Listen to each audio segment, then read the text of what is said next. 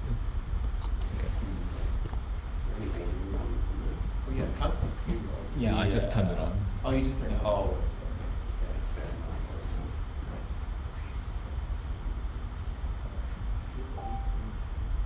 Is anyone watching that? 5 people. Okay. Two of them. Yeah, 3 people watching it. I mean, most people watch the recording, so I think it's fine. Most people are recording. This is what Fred felt the other day. But yeah, feel free to start. Yeah, right, okay. Right, let's just start. Right. Hey everyone, welcome to this part 2 of 2019 revision seminar. I'll just be starting with this topic, ordinary differential equations, and later on I'll be also doing Laplace transforms. Okay, so let's just get started.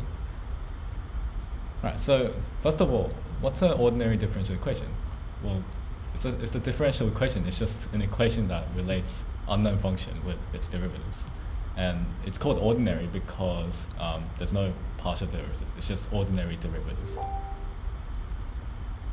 So again, here's a simple example just to get started. So we're trying to solve x squared minus y times dy dx equals sine x plus 2x times x squared minus y. Okay. So to solve this kind of equation, we should first try to classify the ODE because it really helps in what kind of method we should use. So if you look, if this is clearly a first order ODE because of the just the dy dx term, that's the highest derivative. And it's non-linear because there's this y times dy dx part here. So this tells us that we have to find a way of separating the variables to solve this. So if we look closely, we should try substitute something for x squared minus y because, you know, suspiciously it's appearing 2 times on like the left and right here. So if we do something like a substitution for it, then it will probably simplify this x squared minus y dy dx term as well as this 2x times x squared minus y term. So let's just do it. Let's just let v equals x squared minus y. Yeah, let's switch to my iPad. So the question is x squared minus y dy dx is sine x 2x x squared minus y. Okay, so let's just do a substitution. Let's just say v is x squared minus y. Right. Then we can just go ahead and replace all the x squared minus y's with v. So v dy dx will be sine x plus 2x v. Okay. Okay, so this looks like tiny bit better, but like we now have to deal with this dy dx term because we want it to be in terms of v and x only by our substitution. And the way we do that is we just used our substitution here. So v equals x squared minus y, right? So we can just do dv dx is equal to 2x minus dy dx, which means dy dx should be 2x minus dv dx. Okay, and since we can get dy dx in terms of v and x only, we just substitute it in here again. So v 2x minus dv dx equals sine x plus 2xv. And so we can actually cancel these out, which is really nice. So 2xv and 2xv. And we would end up with v dv dx is minus sine x because the minus sign over here. Gotta take care of it.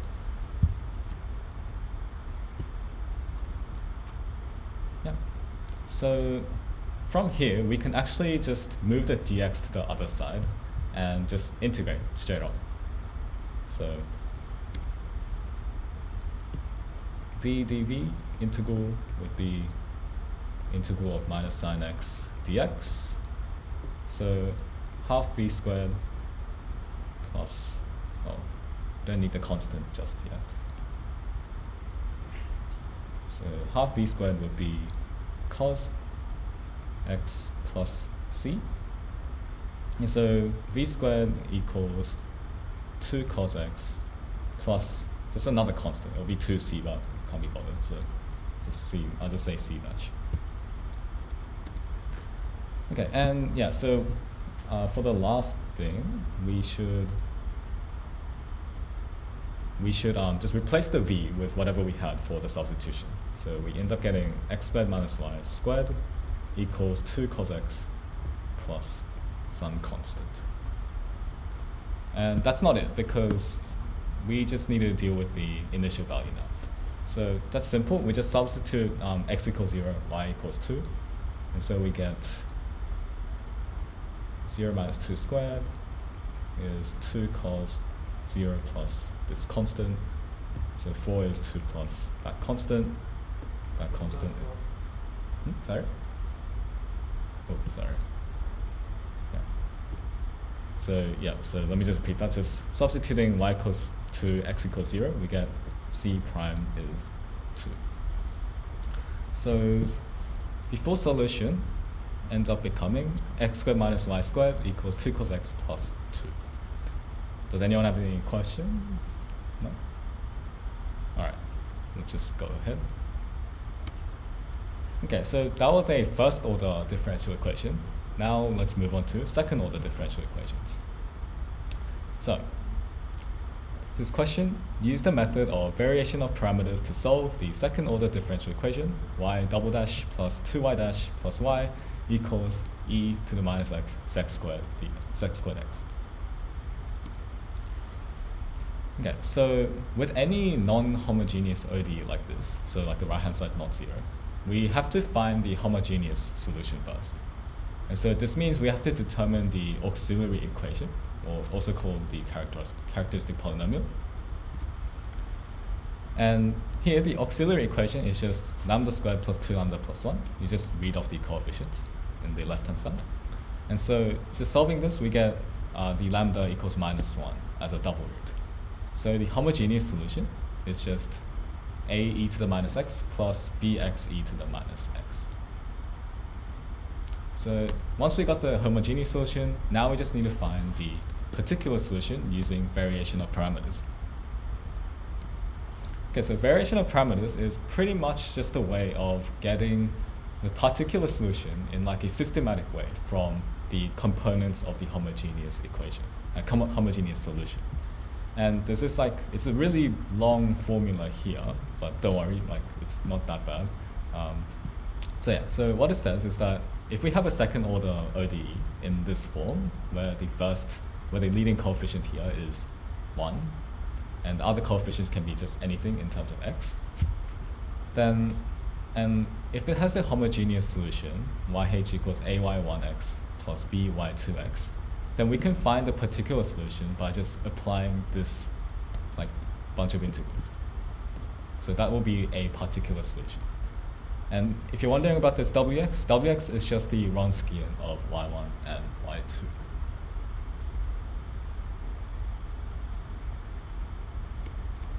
Okay, so the Wronskian, so we need to know what it is to compute it, right? So Wronskian of just two functions, y1 and y2, is just like a determinant of like the functions just like in like one row and the derivatives on the next row.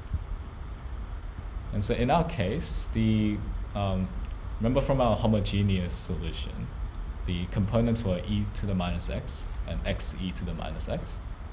So that's what we use in this variation of parameters form. So y1 is e to the minus x, y2 is x e to the minus x. So let's just find the Wronskian first. Okay, so the Wronskian is pretty simple. We just put the functions on the first row, take the derivative. So this one's simple, but the next one, I guess you just use product rule, but trust me, you get this. And yeah, so we end up getting some cancelling out over here and end up with e to the minus 2x. So that's just the Wronskian. And so we need to plug this into the variation of parameters formula. So let me just switch. Okay, so question was y double dash plus 2y dash plus y is e to the minus x sec squared x. And the variation of parameters formula was yp is minus y x Let me just write this first and I'll switch to my iPad.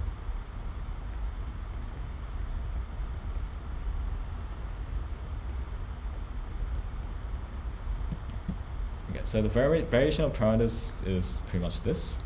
And in our case, y1x was e to the minus x, and y2x was xe to the minus x.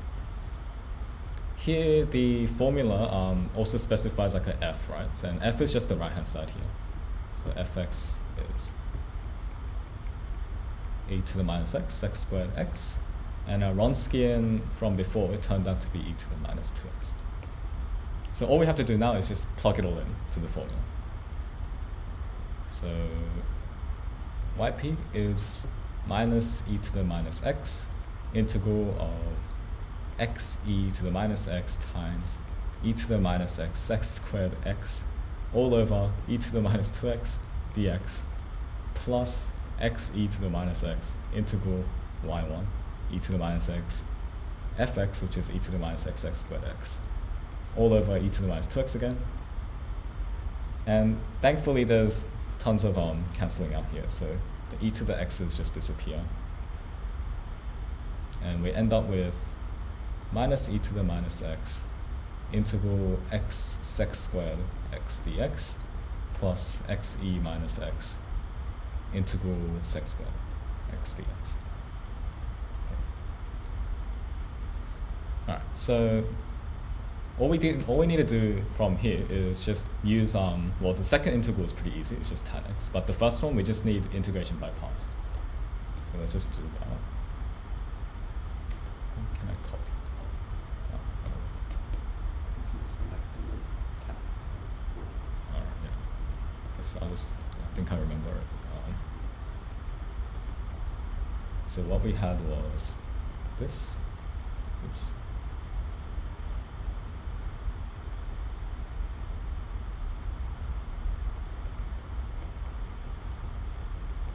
Yeah, so for the first one, we can just use integration by parts. So just treating, say, this one as u and this one as v, we get x tan x minus tan x dx plus xe to the minus x. Okay, don't need to write that anymore. Tan x dx. Is everything okay so far? Alright, okay, so we just continue. E to the minus x, x tan x, minus, the integral of tan x is minus ln cos. So we get plus e to the minus x, ln absolute cos, plus xe to the minus x, tan x dx. Wait, no, not dx. And I think I forgot a negative sign here. So yeah, negative, negative, negative again, the integral. So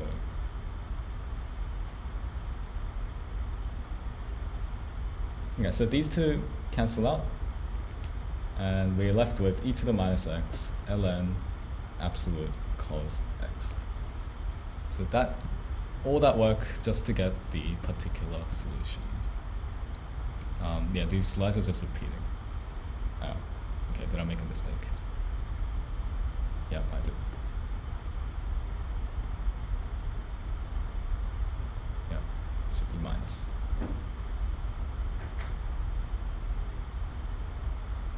Okay, and here we actually don't care about the constant that's usually involved with integration because it's a particular solution, right? We only need one.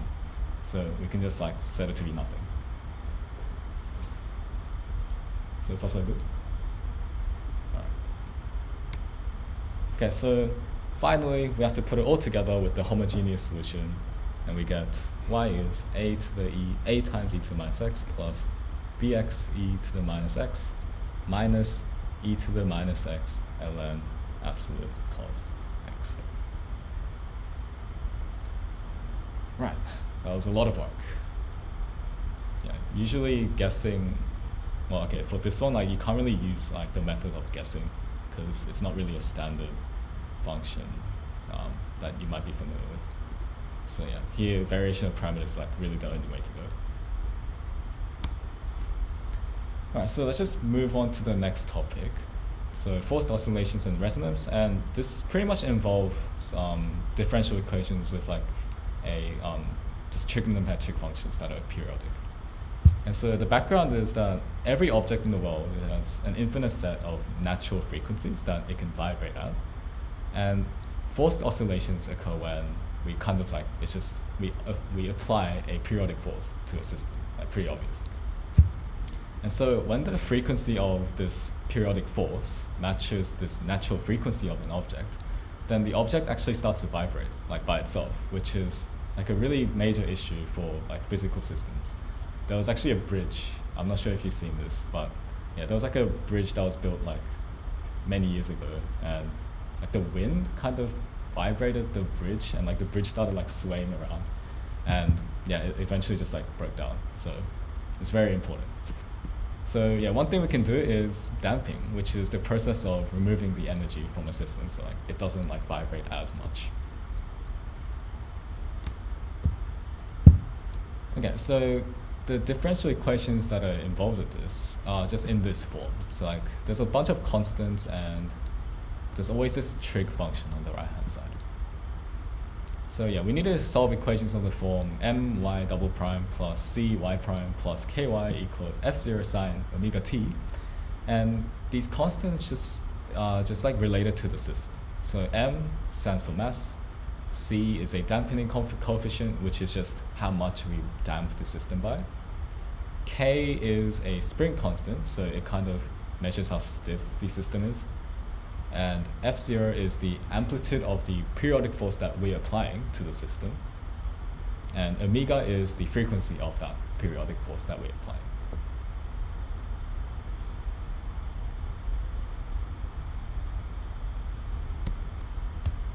Okay, so the only questions that you'll be asked pretty much in the exam, so like they're gonna be just pretty much just differential equations of that particular form. So here, a forced vibrating system is represented by this equation, y double dash plus 2cy dash plus y is 2 sine t. And the question is, describe the y displacement of this system over time when c is 0, 1, and 2. So we have to do kind of like 3 parts to this question. And also describe the long-term steady state solution, which is pretty much just how the system behaves like eventually. Yeah, so let's just write down that question. So y double dash plus 2cy dash plus y. Yeah, y is 2 sine t. Okay, so we want c equals 0, 1, and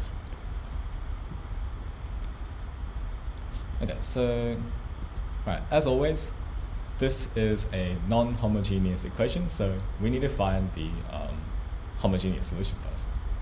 And to save time, like maybe for like exam purposes, we can probably just leave the c alone for now, and then switch, and then substitute like these values 0, 1, and 2 later. So let's just try it. So for the homogeneous solution, the characteristic equation is lambda squared plus 2c lambda plus 1 equals 0. And factorizing this, or completing this square, we can do lambda plus c squared equals c squared minus 1. Because the plus c squared appears, and we just put it to the other side. Okay, and so lambda plus c is plus minus c squared minus 1. Lambda is minus c plus minus c squared minus 1. So that's just, those are just the roots of the characteristic equation. Let me just check if I did not make a mistake. Yeah. Okay. So let's just try the case of, I'm gonna go with 1 first, just because it's like a bit easier to deal with. So yeah, let's try, so first, try c equals 1. So solve for c equals 1. So if we do c equals 1, then the roots of this auxiliary equation would be minus 1 plus minus 0. So it's like a double root at minus 1 again. Then lambda equals minus 1 is double root So the homogeneous solution is just a e to the x minus x plus bx e to the minus x. And yeah, it's like literally the same as the example before. So, okay, we got the homogeneous solution. Now we just need to find the particular solution now. And for the particular solution, let's not use variation of parameters because it's like such a trek. We can just use like guessing method. So since the right hand side there is a trigonometric function, we should guess something like yp is some constant a cos t plus another constant times sine t. It's just a standard guess when you're like dealing with these trigonometric functions. Okay, so we need to just substitute these, like substitute this yp into this differential equation again, right? So let's just find the derivatives first. So yp dash is minus a sine t plus b cos t. Also need a second derivative, so yp double dash is minus a cos t minus b sine t. And this is actually just minus yp. That might come in handy. Alright, so okay, need a new page.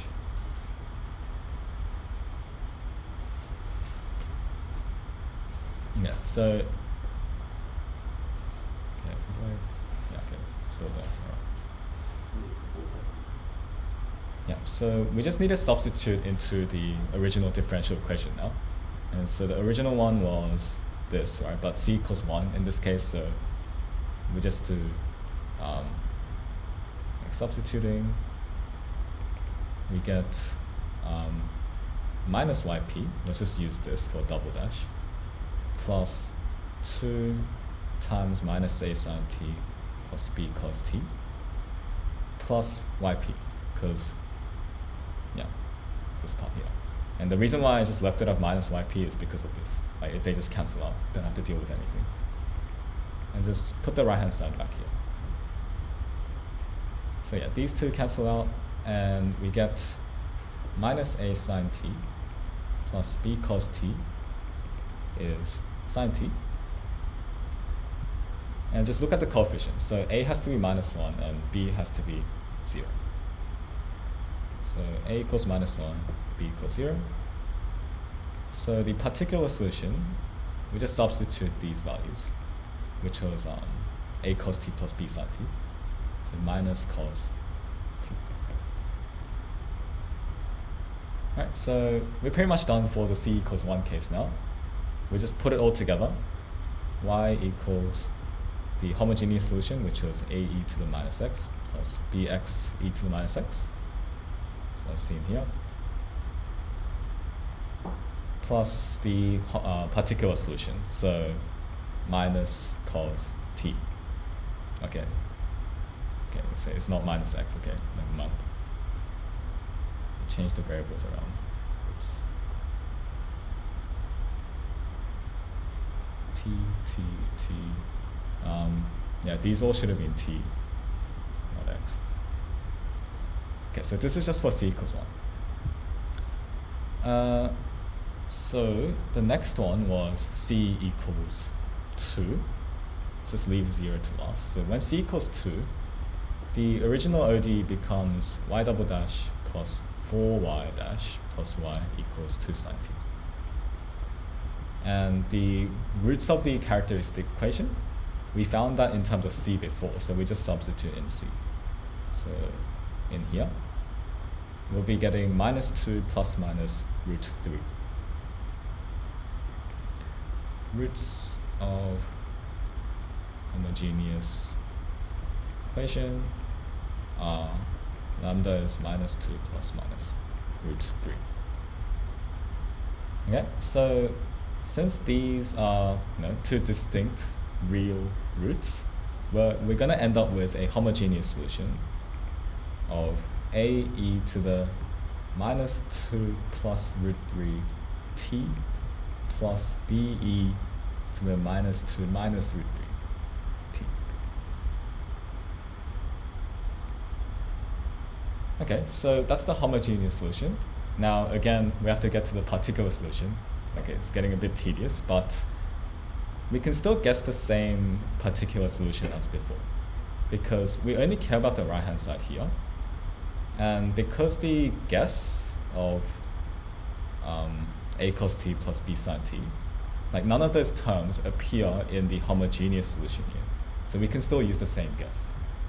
And what that means is that it's like so much better for us because we found all these derivatives already. So using the same guess as before, a cos t plus b sin t, we just substitute in again. So y double dash p was just minus yp. Y dash was, well, we can just figure it out here. Don't need to go back. Minus a sin t plus b cos t. And that has to be, okay, no, forgot the yp. 2 sin t. So these again cancel out, which is good, and we end up with a becoming minus half and b equals c. We just compare the coefficients on the left hand side and the right hand side.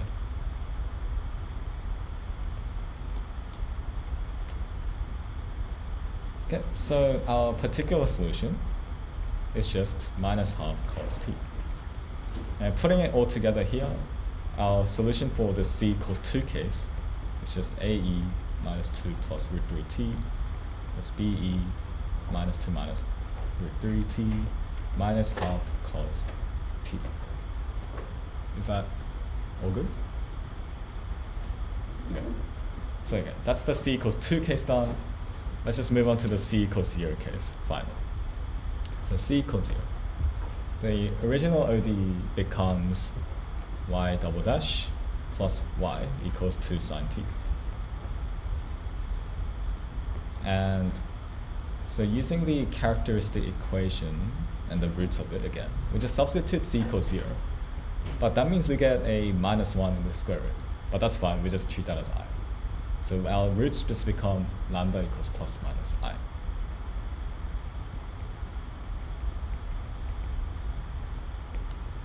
Alright, so because these roots are complex, our homogeneous solution, it becomes a cos t plus b sin t.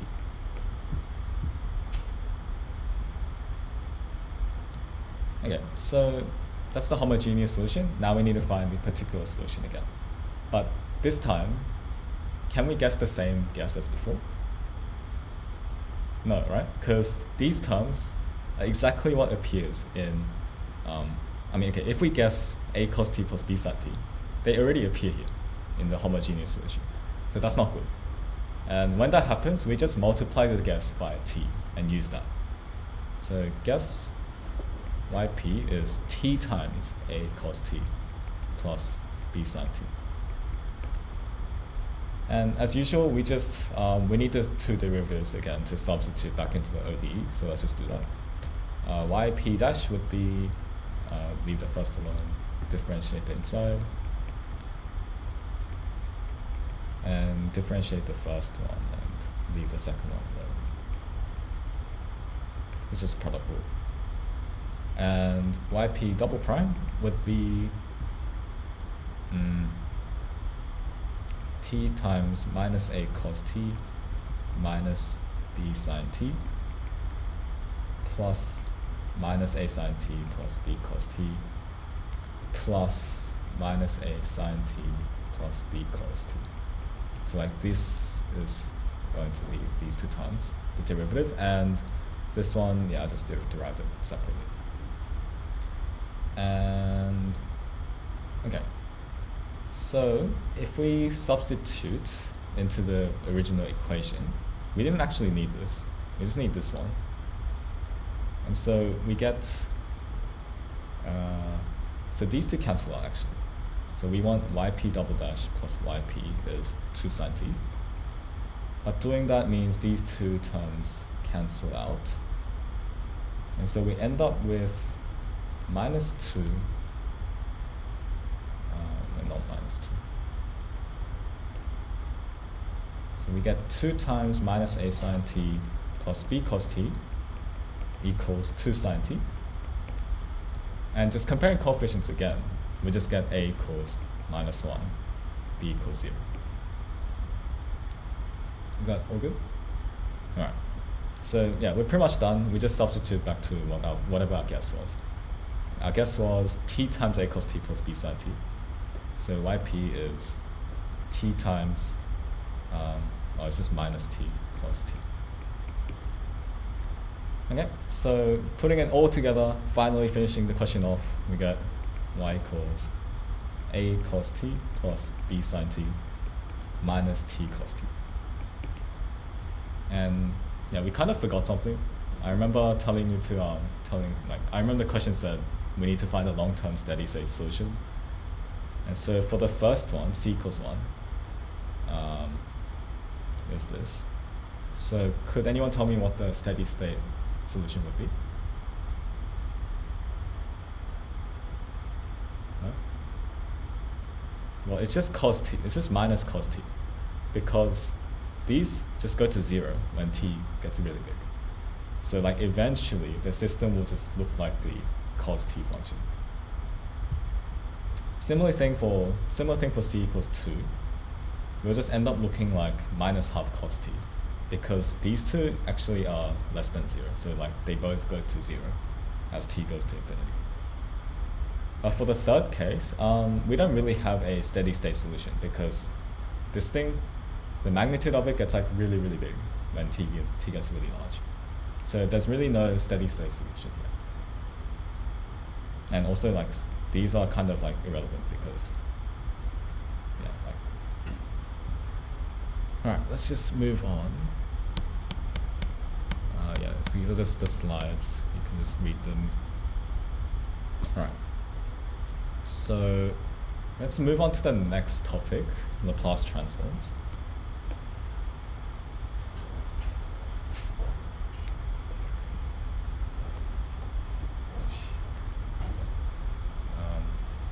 Alright, so Laplace transforms, what are they? So they're pretty much just a tool to solve ODEs and systems of linear ODEs.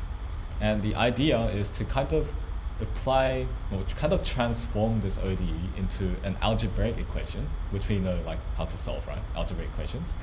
And we kind of transform the solution to that algebraic equation back to the solution to the ODE by applying the inverse Laplace transform. And so, okay, let's just start off with let's start with like a simple example here. So use the integral definition to prove that the Laplace transform of this Heaviside step function is equal to e to the minus as over s. And if you're wondering what the definition is, it's just an integral from 0 to infinity. So like Laplace transform of a function is just the integral of 0 to infinity of this term here times that function, and it's going to be a function in S because we introduced this parameter here, and the t actually disappears because it's like a definite, well, yeah, it's a definite integral.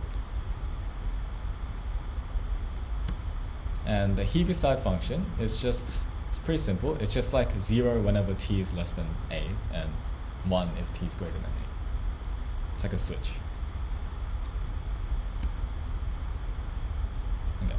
So let's move on to this iPad.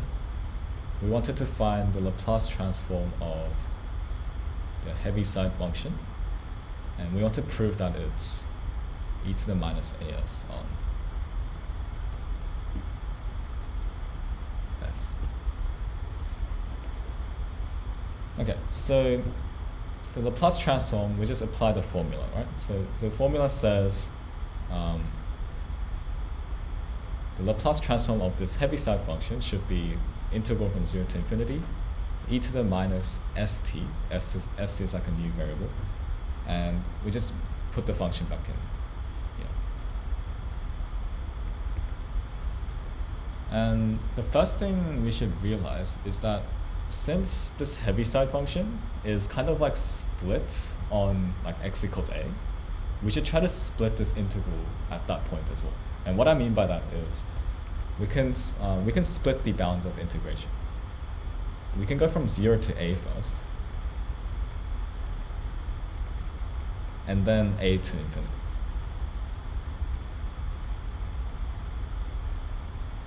Oops.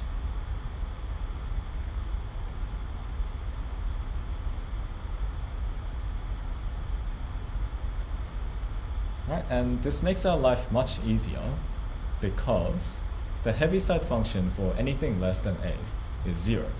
So this entire thing is just 0. And the heaviside function for something greater than a is 1. So like all of this first integral disappears. The second one just reduces down to the integral from a to infinity of e to the minus st dt.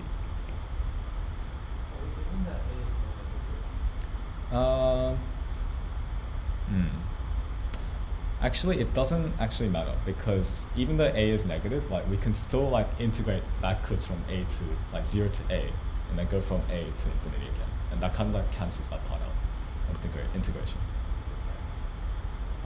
Okay.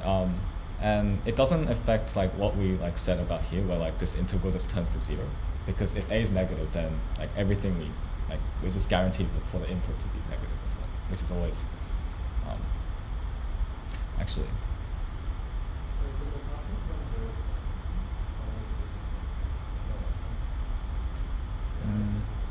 Yeah, never mind. That's not valid. Okay, let's just assume a is positive, right, for convenience. So yeah, if a is positive, we can just write this. So we just reduce down to a to infinity e to the minus st dt. And yeah, this is just simple. We just replace this infinity with some other variable. That's just how we deal with it. And just do the normal integration rule for this exponential. It would be minus e to the minus st on s from a to b. And so let's just expand this. Minus e to the minus sb on s plus e to the minus sa on s. But as b goes to infinity, this exponential goes to 0, so that term disappears. And b is not here, so we just leave it alone. As on s. And that's exactly what we wanted. So, okay. Yep, that's pretty much what the slides say as well. Okay, so that was just a simple example. Let's try to do some extra, more interesting examples. Although, yeah, this is like a tiny bit more interesting. So this time we're finding the Laplace transform of sine t times the heaviside function, cut at pi. And so, okay, here we can see that there's a cut at t equals pi because the heaviside function, but there's no shift. So like this function that we're timesing by, there's no pi there. So we kind of have to introduce a shift to use one of the shifting theorems, if you remember from the lectures. And the shifting theorem is the second shifting theorem that we'll use. So it's telling us that a function times a heaviside function, where like we kind of like introduce the shift into that function. It's just e to the minus as times the Laplace transform of just the normal function ft.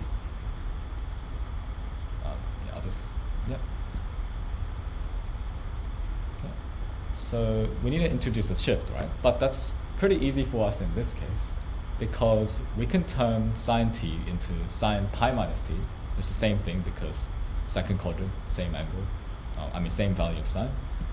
And that's just equal to minus sine t minus pi because it's an odd function.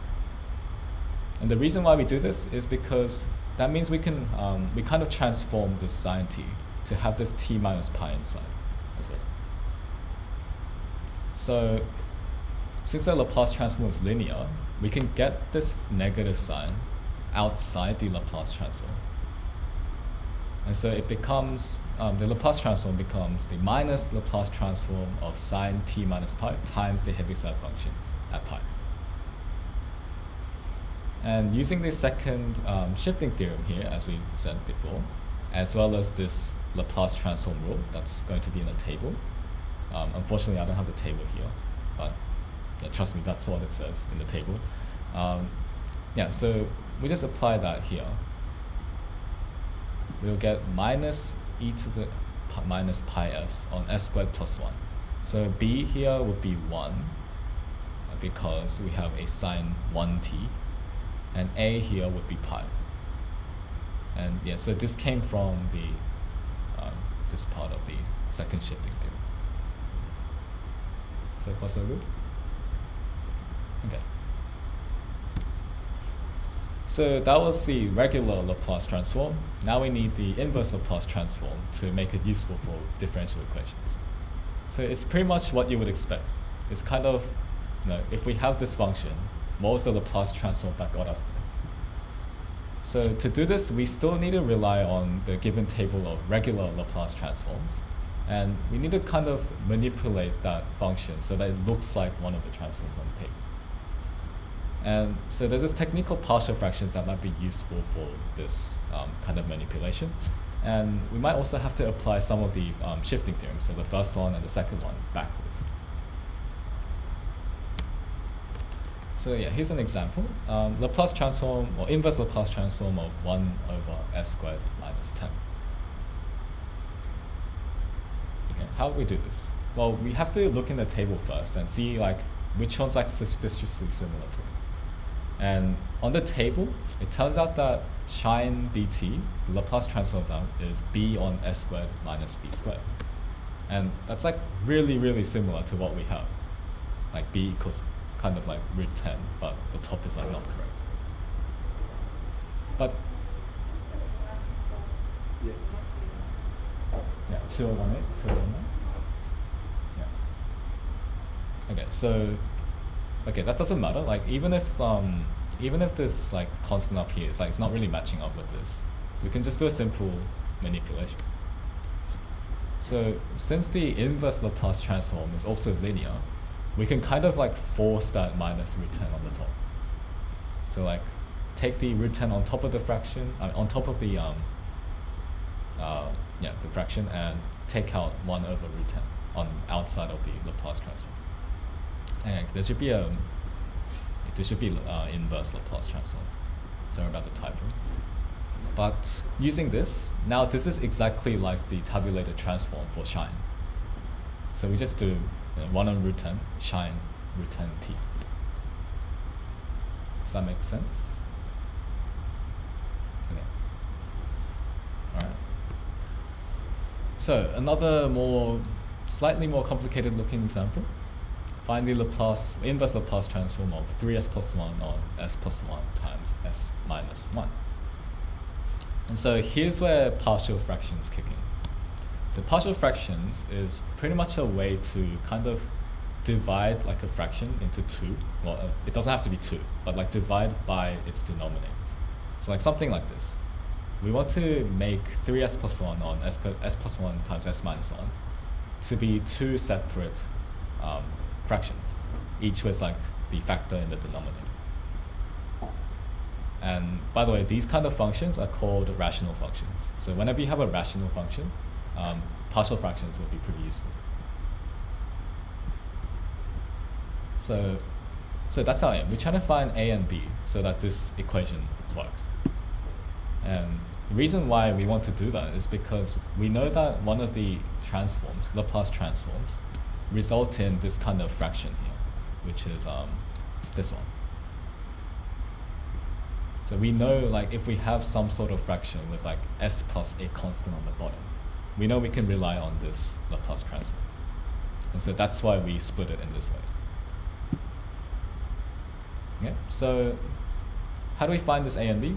Well, we just multiply everything by s plus 1 times s minus 1. And so we get 3s plus 1 is a times s minus 1 plus b times s plus 1. And if we just compare coefficients, So we want like what, a plus b to be 3, and minus a plus b to be 1. And trust me, eventually, if you figure that out, then you get a equals 1, b equals 2. Okay, so we just substitute it in here. So we just replace this entire thing with that partial fractions method. So a equals 1, b equals 2. And since the Laplace transform, or inverse Laplace transform, is linear again, that means that we can take this addition outside the Laplace transform. So yeah, we just split this into 1 on s plus 1 and 2 on s minus 1. And just directly using this formula, and just taking this constant outside, we just get e to the minus t. So in this case, a is 1, so minus t, and plus 2e to the t. Same thing, we just replace a with minus 1 here. Okay, so far so good. No questions? Alright. Okay, so this is another question. It looks pretty similar to the one before. It is a rational function. It's like a polynomial and a polynomial. But we wouldn't want to use partial fractions on this. And the reason why is because for partial fractions, we need to factorize the denominator in order to split the fraction into 2. But this one actually does not have a real factorization. We need to deal with complex numbers, and yeah, it's not very pleasant to deal with them. You can do it, but I wouldn't recommend it. And so instead, we should try to rely on the table again, see what it is really similar with. And if we look into the table for sine bt, we see that it's b on s squared plus b squared. And this is actually really similar to what we have here. It's just that there's an s plus 3 instead of s. So the b is just 2, that works, but the s is a bit different. So what do we do here? Well, we can use a shifting theorem backwards. And we should realize that so what the first shifting theorem does is that it kind of says the result is just a shift of the original Laplace transform. And that's actually what we have here, right? We pretty much have this. It's just shifted by 3. And so we can actually just directly use this. We just use the first shifting theorem backwards to get, just instantly get e to the minus 3t sine 2t.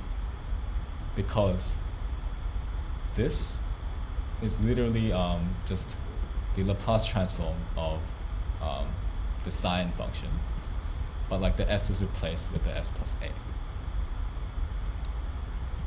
This might be a bit harder to take in now. Is that okay? I'll take that as a yes. Alright. Okay, so we just instantly get the answer there.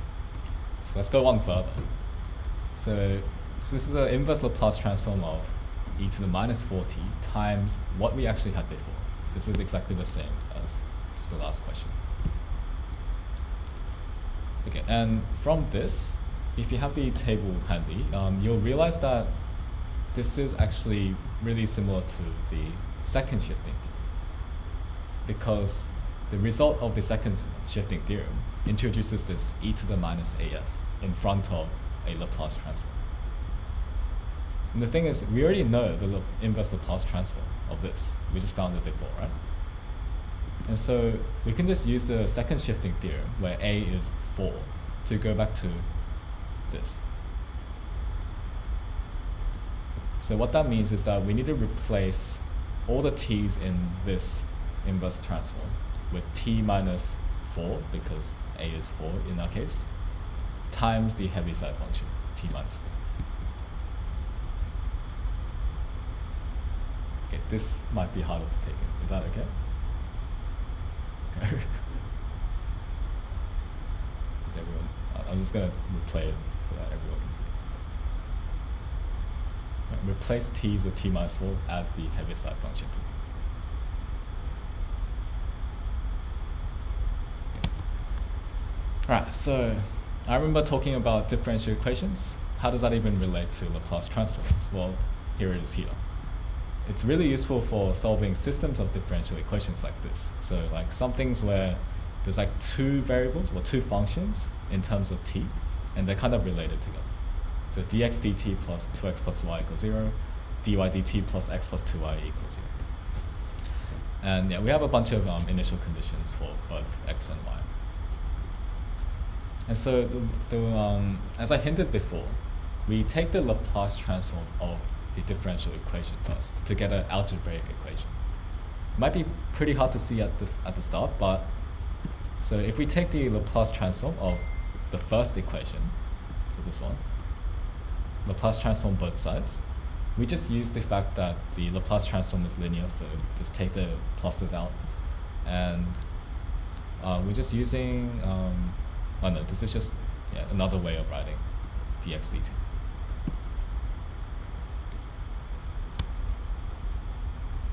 So I'll get the iPad up.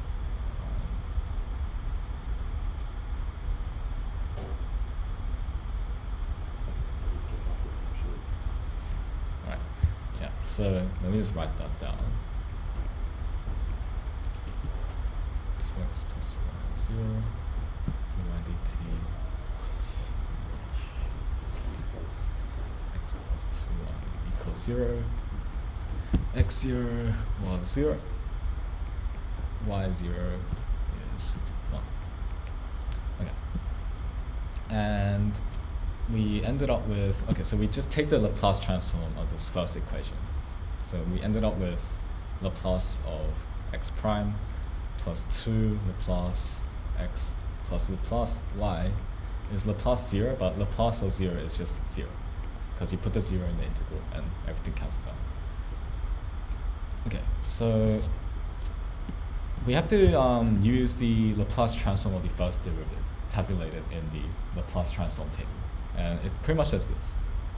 So if we have a derivative, we just replace it with the Laplace transform times by that parameter minus f of 0.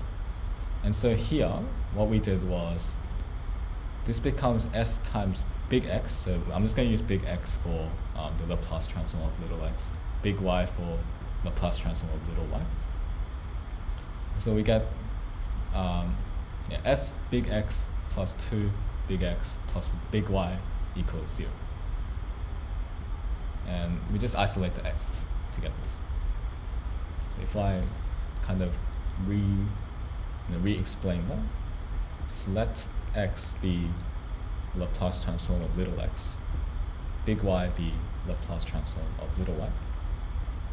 Then using the rule before, we just get S big X minus x of 0, but x of 0 using the initial condition was 0, so that disappears, plus 2 big X plus y equals 0. So S plus 2 big X plus y equals 0, x equals minus y on S plus 2. Yeah. Okay, so we do the same kind of Laplace transforming on both sides of the second equation now. So this one. And if we do that, we get Laplace transform of y dash plus Laplace x plus 2 Laplace y is 0. And doing a similar thing as before, this becomes sy minus y0 plus big X plus 2 big Y equals 0. And this time, y0 was actually 1 according to our initial condition. So we get sy plus x plus 2y equals 1. And just collecting the terms, actually, do we need to collect the terms? Yeah, we don't really need to collect the terms here because we already found what x was in terms of y. And the point is to kind of solve for each of these big variables. Right, so we just substitute what we had there, s, y, well, we can collect the y's together. S plus 2 big Y minus y on S plus 2 is 1. What can we do? We can we can multiply by s plus 2, both sides. Collect the y's, s plus 2 squared minus 1, y is s plus 2, y equals s plus 2, and if we expand this, this is s squared plus 4s plus 4 minus 1. So we get s squared plus 3, no, not 3, 4s plus 3 on the bottom.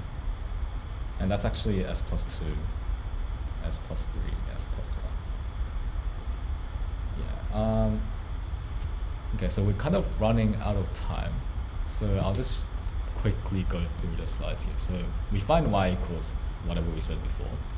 And to proceed, we kind of, we find x as well by substituting what we got for y into what we got for x in terms of y.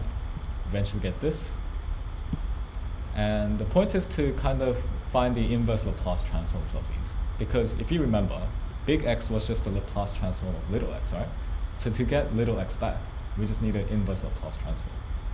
And so to do that, we apply partial fractions again because this is very nicely factorized on the bottom, split across the denominator. And we eventually find the coefficients of these fractions.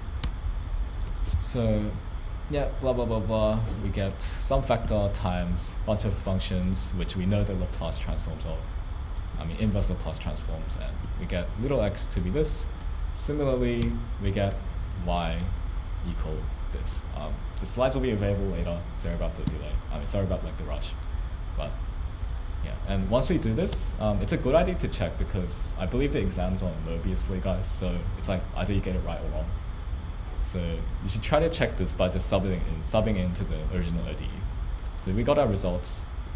Just take the derivatives, put them back in, check the initial conditions, and check that both the right-hand side is.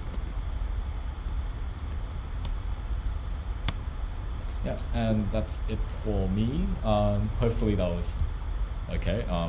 But yeah, James will take over to do the next two topics. Yes, but we are going to have to do a laptop change because Steve's laptop is probably about to die. Yeah. So hopefully we can do this without killing the stream. Yes, probably. I can end stream here. Do we want to end stream? Because I mean, got it set up on my theme. You were saying earlier that you could. Yeah, no, should be okay. All right. Well, it doesn't seem particularly big on stream, but. I'm really behind. Yeah. Okay. Well, I guess we can sort of deal with that as it comes up, but we can see the slides here. So, yep. Yes, nice. So, as Steve said, I'll be taking the second half of this seminar. So we have two topics left over to cover. So we will start by talking about Fourier series first. And then after we've had that, we will have a discussion about partial differential equations. So Fourier series arise, or I guess the motivation of these arise from the fact that in a lot of applications in engineering, you get phenomena that have some sort of cyclic or otherwise periodic behavior. So like a spring bouncing up and down, something moving back and forth, something like that, right? And it's often kind of hard to completely analytically, as in like give an explicit, nice, easy to calculate formula for that sort of phenomena. So you can't always write down the equation precisely of what a string is doing. But we can kind of get close in that we can come up with some infinite series maybe of sines and cosines, because they're sort of periodic functions. So it stands to reason that we should be able to represent or capture this behavior using those things. And what we end up getting is something called a Fourier series. As we'll see when we start talking about PDEs, these are going to be really important for solving some of the partial differential equations that you'll come across, because things get a little bit murky when you start dealing with partial derivatives in differential equations. But for the time being, we'll take a look at what these Fourier series things are. So the general case, when you've got some sort of periodic function, and I guess maybe I should, I'll clarify quickly what I mean by periodic function, just in case we're not all on the same page. A function is going to be periodic if I guess it looks something like a sine curve. So like we can see that this is a little bit periodic, right? Because I've got the same value as I do here, and if I guess I've drawn that part correctly, it's like there, right? So we've got this nice periodicity in the function. More analytically, we could say that f of x is going to be equal to f of x plus L for some number L. In other words, the function values repeat themselves as you shift the x value along by a certain factor, right? So really it suffices to only describe its behavior in like a really small region, and then the rest of it kind of just repeats itself. So that's what we mean by a periodic function.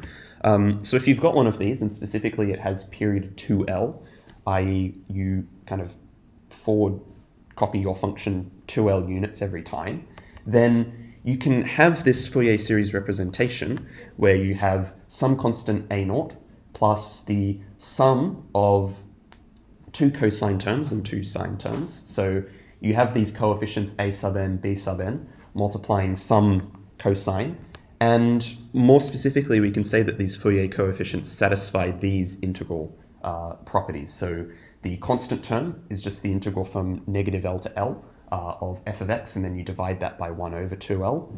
And then the ones that depend on n, they are given by these more complicated integrals here.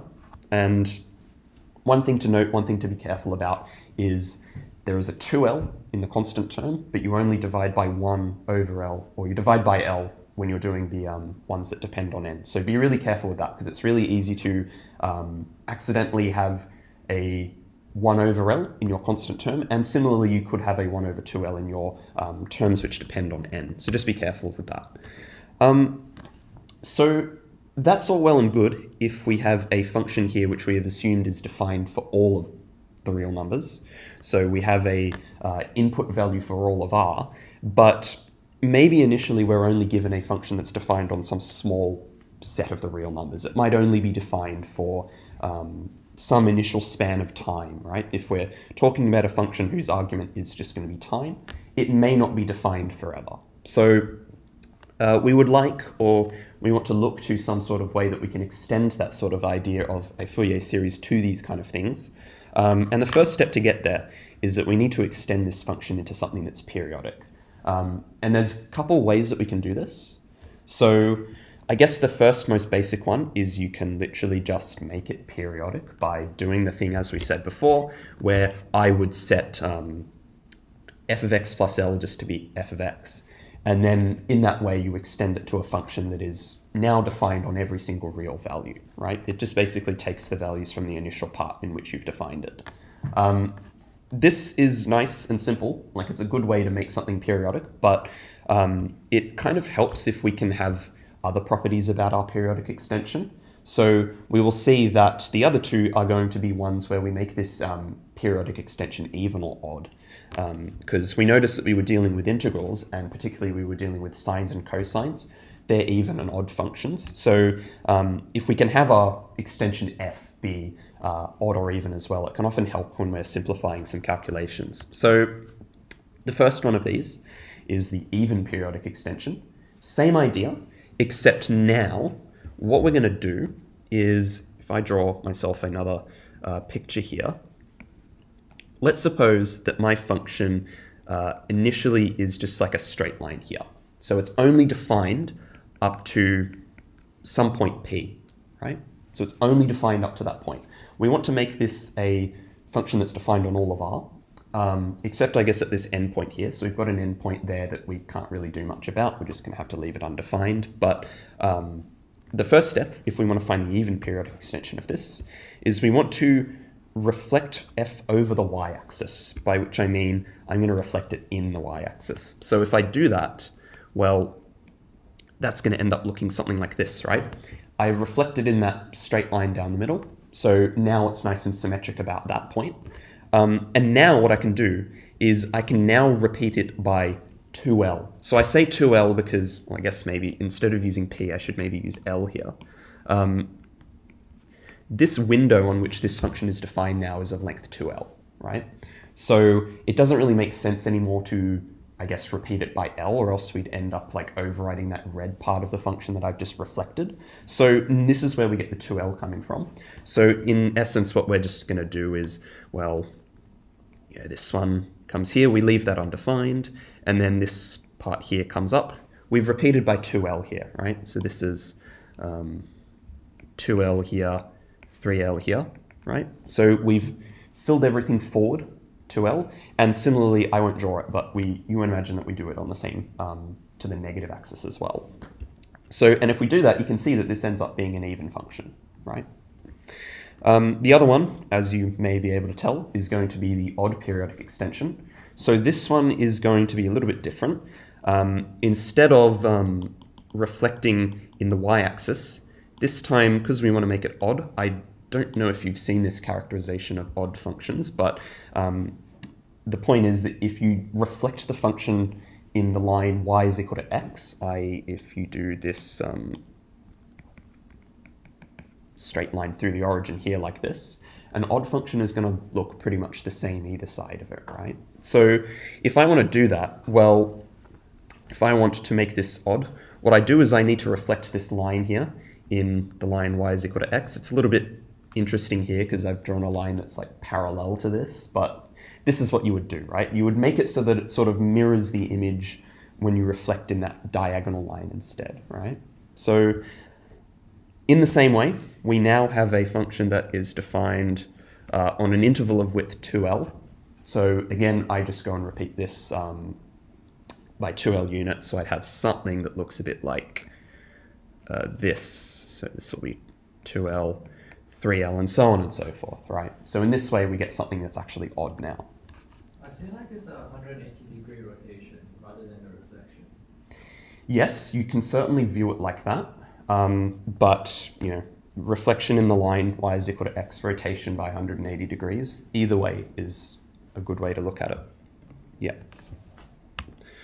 So when we've done this, when we've taken a function that's just initially defined on some small subset of the real line and we extend it to something that's periodic and defined on every real number, we end up with something, when we take its Fourier series, called a half-range expansion. So you take some function that's initially only defined on a small set, you compute an extension of it, and then you take its Fourier series of that. What you get is, you call that the half-range expansion. The reason we went to the effort of defining these even and odd versions of these extensions is because now, if I have an even periodic extension, the terms that we saw all the way back here, where we had like integrals involving, you know, cosines and sines, if this is going to be an even function, well, the cosines are the even terms, the sines are the odd ones, right? So it stands to reason that the sines kind of disappear. And indeed they do, right? All of those b sub n coefficients, if this is an even function, they disappear. They all end up being 0. And you can compute that by the integrals if you'd like. You can do that if you'd like to verify that. But you can sort of take it on faith every time you're working with a function like that, that those are always going to be 0. And by the same token, since the odd functions are going to be the sines in that big old mess here, that implies that all of these a sub n's and also the a sub 0 term, they're going to go to 0 as well. So you'll only have the sine terms left over. The upshot of this is that because these coefficients are defined in terms of integrals, less integrals the better. So you don't have to calculate all of these things because you'll probably end up with most of them being 0 when you're looking at the, you know, sines in an odd function, an even function, I should say, and similarly cosines with an odd function, right? So you can save yourself a bunch of work. So let's have a look at how we can actually do this. So this is an exam question from 2017. These are very typical, the kind of things that you get when you're asked to find a Fourier series. First, they'll define some function on just some small interval, ask you to plot its periodic extension. In this case, we'll have a look at its odd periodic extension. And then you want to look at the Fourier series of the function that you get from that, right? So I guess we can start with the picture drawing first, because this is typically the easy part. So if I just prepare my iPad and then I'll switch in a second. One sec. Okay.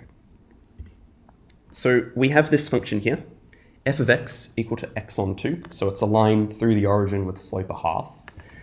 If we draw that, and it's initially defined on 0 to pi, except we don't have a value for pi, so that's an open endpoint. what we get, or what we ought to get, is something that looks a bit like, well, I think we're going to have something that looks a bit like this, right? Except this bit here is going to be open, because we don't have a value at pi. So this is what we're initially given. When we're doing an odd periodic extension, the first thing we need to do is we need to reflect it in the line, y equals x, or rotate it by 180 degrees if you like that formulation as well. If we do that, it's pretty obvious, or I guess should be clear because we're working with a line. These are nice and easy to reflect. What I get is something that looks a bit like, well, it's going to look exactly like the same picture. It doesn't quite line up, but I can't be bothered drawing it again. But you get the picture, right? This should just be the continuation of the line, and you have another open endpoint at negative pi, right? So that's the first step. The next step is we just need to repeat this a bunch of times. So in this case, because it's a, we want to compute the periodic extension where we're only given up to pi, we're going to be pushing everything forward and backward by 2 pi, right? And we need to do this up to the bounds of 4 pi. So if we start in the positive direction first, well, we need to forward fill this guy here. So what I get is I'll have a line here, I'll have an endpoint here, and I'll just draw the straight line here because we know that from the picture it's basically just going to end up looking like this. Imagine that it passes through 2 pi. And again, we can just move this one forward and we get basically the same picture, except this time I only have to draw half of it because we cut off at 4 pi. So that's what the right half of this picture looks like. I don't know if I should bother drawing the left half because you probably see where this is going. You just do the same thing on the other side.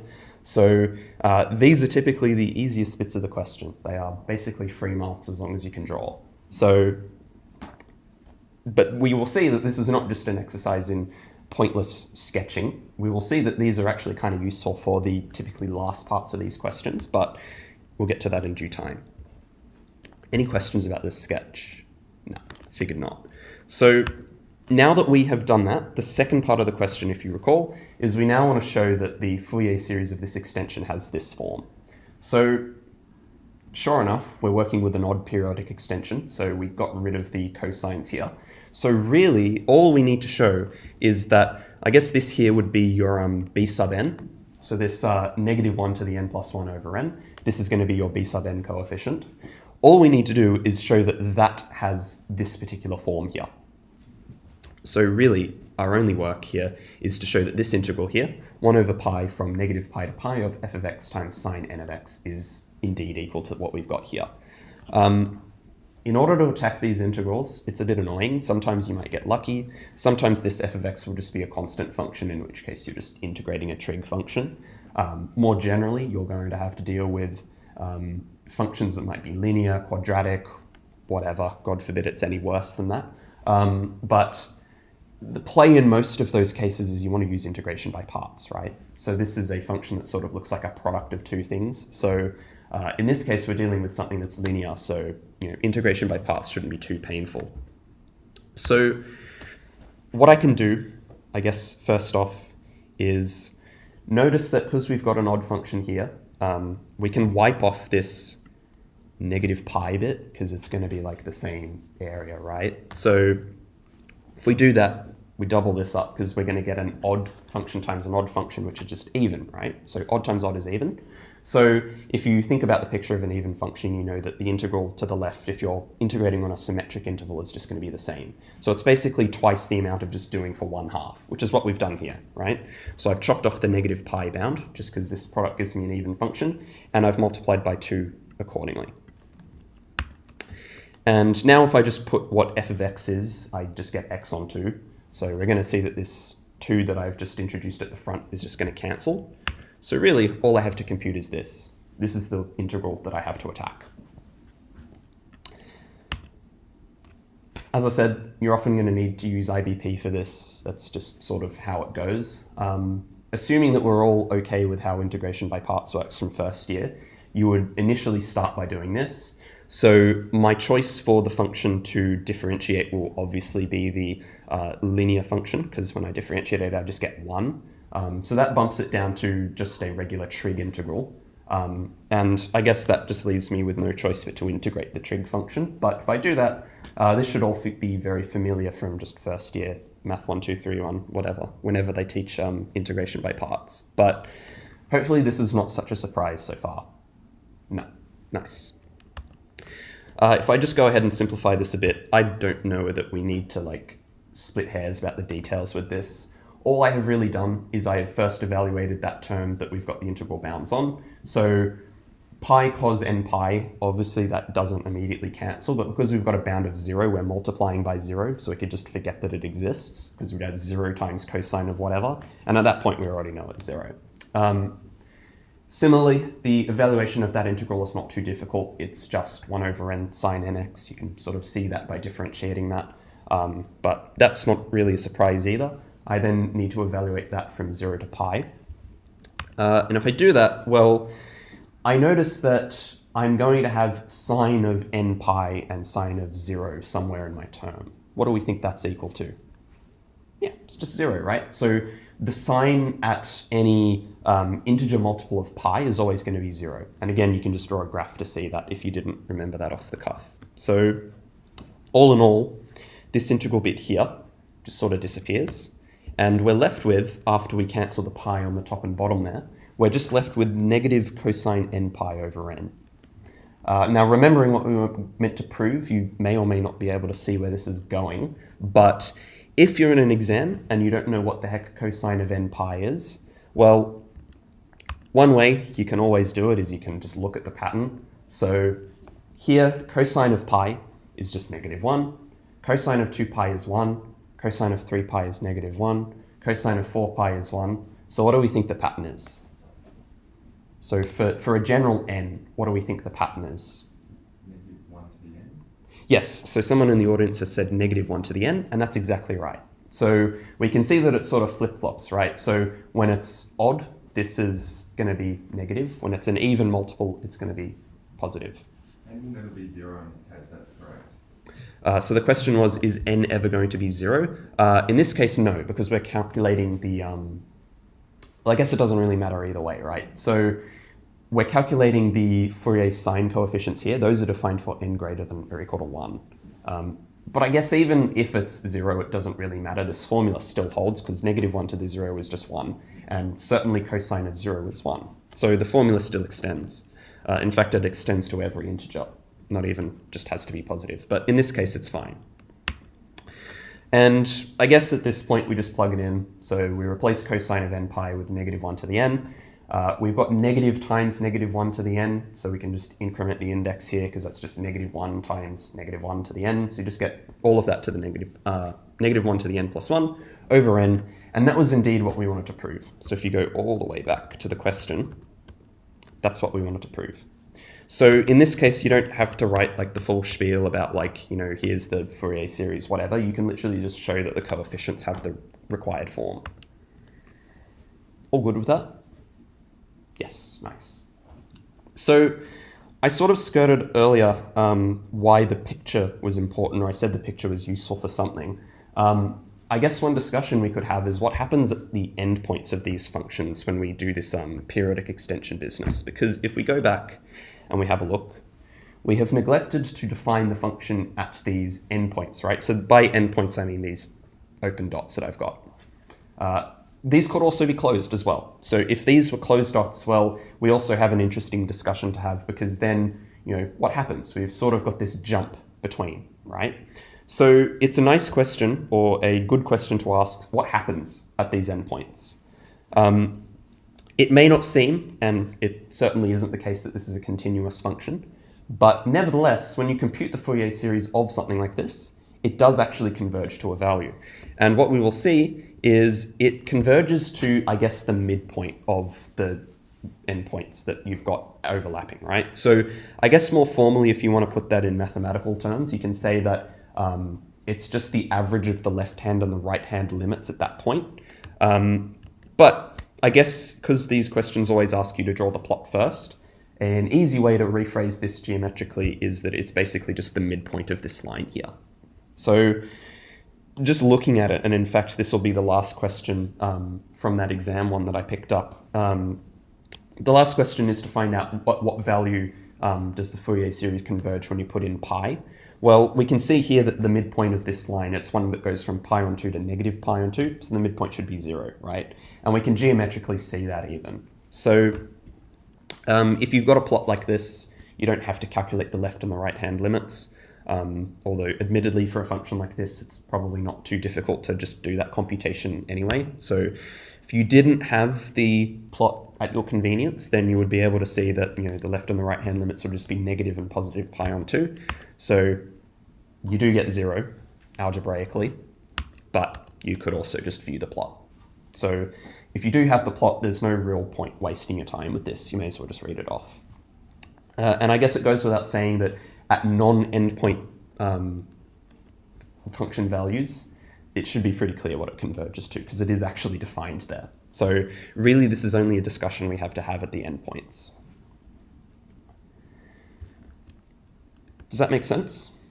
Yes, nice. So before we leave our discussion of Fourier series and get into partial differential equations, I guess I'll go through a harder question that comes up. So those sort of computational ones are quite common. So I think in all of the exams I've seen, you get one of those. So even the fact that your exam is on Mobius this term should not be too different, I would expect. But nevertheless, you do kind of get these proof ones that show up every now and then. Although, having learned that your exam is on Mobius, I'm not quite sure how they're going to assess proofs, but nevertheless, we'll go through this anyways. So one nice thing you can say about Fourier coefficients of a function is that they satisfy this nice identity here. So to make things nice and easy, I've just said that this is a 2-periodic function, i.e. it repeats every 2 units on the x-axis. You have this nice expression here, which we call Parseval's identity. It generalizes to more general periods, but I have just set it here to 2 just to keep it nice and easy. And we want to try and prove this. So we want to try and prove that the integral from -1 to 1 of f of x squared dx, you have this nice right-hand side relation with all the coefficients. So, because you don't really do very much aside from just definitions and calculations here, well, we're going to have to basically just go back to definitions here and try to figure this out. So if we start off, well, we don't really know how to deal with the fact that we've got f of x squared here. So why don't we just play around with it a bit? I've got f of x squared. I can write that as just f of x times f of x.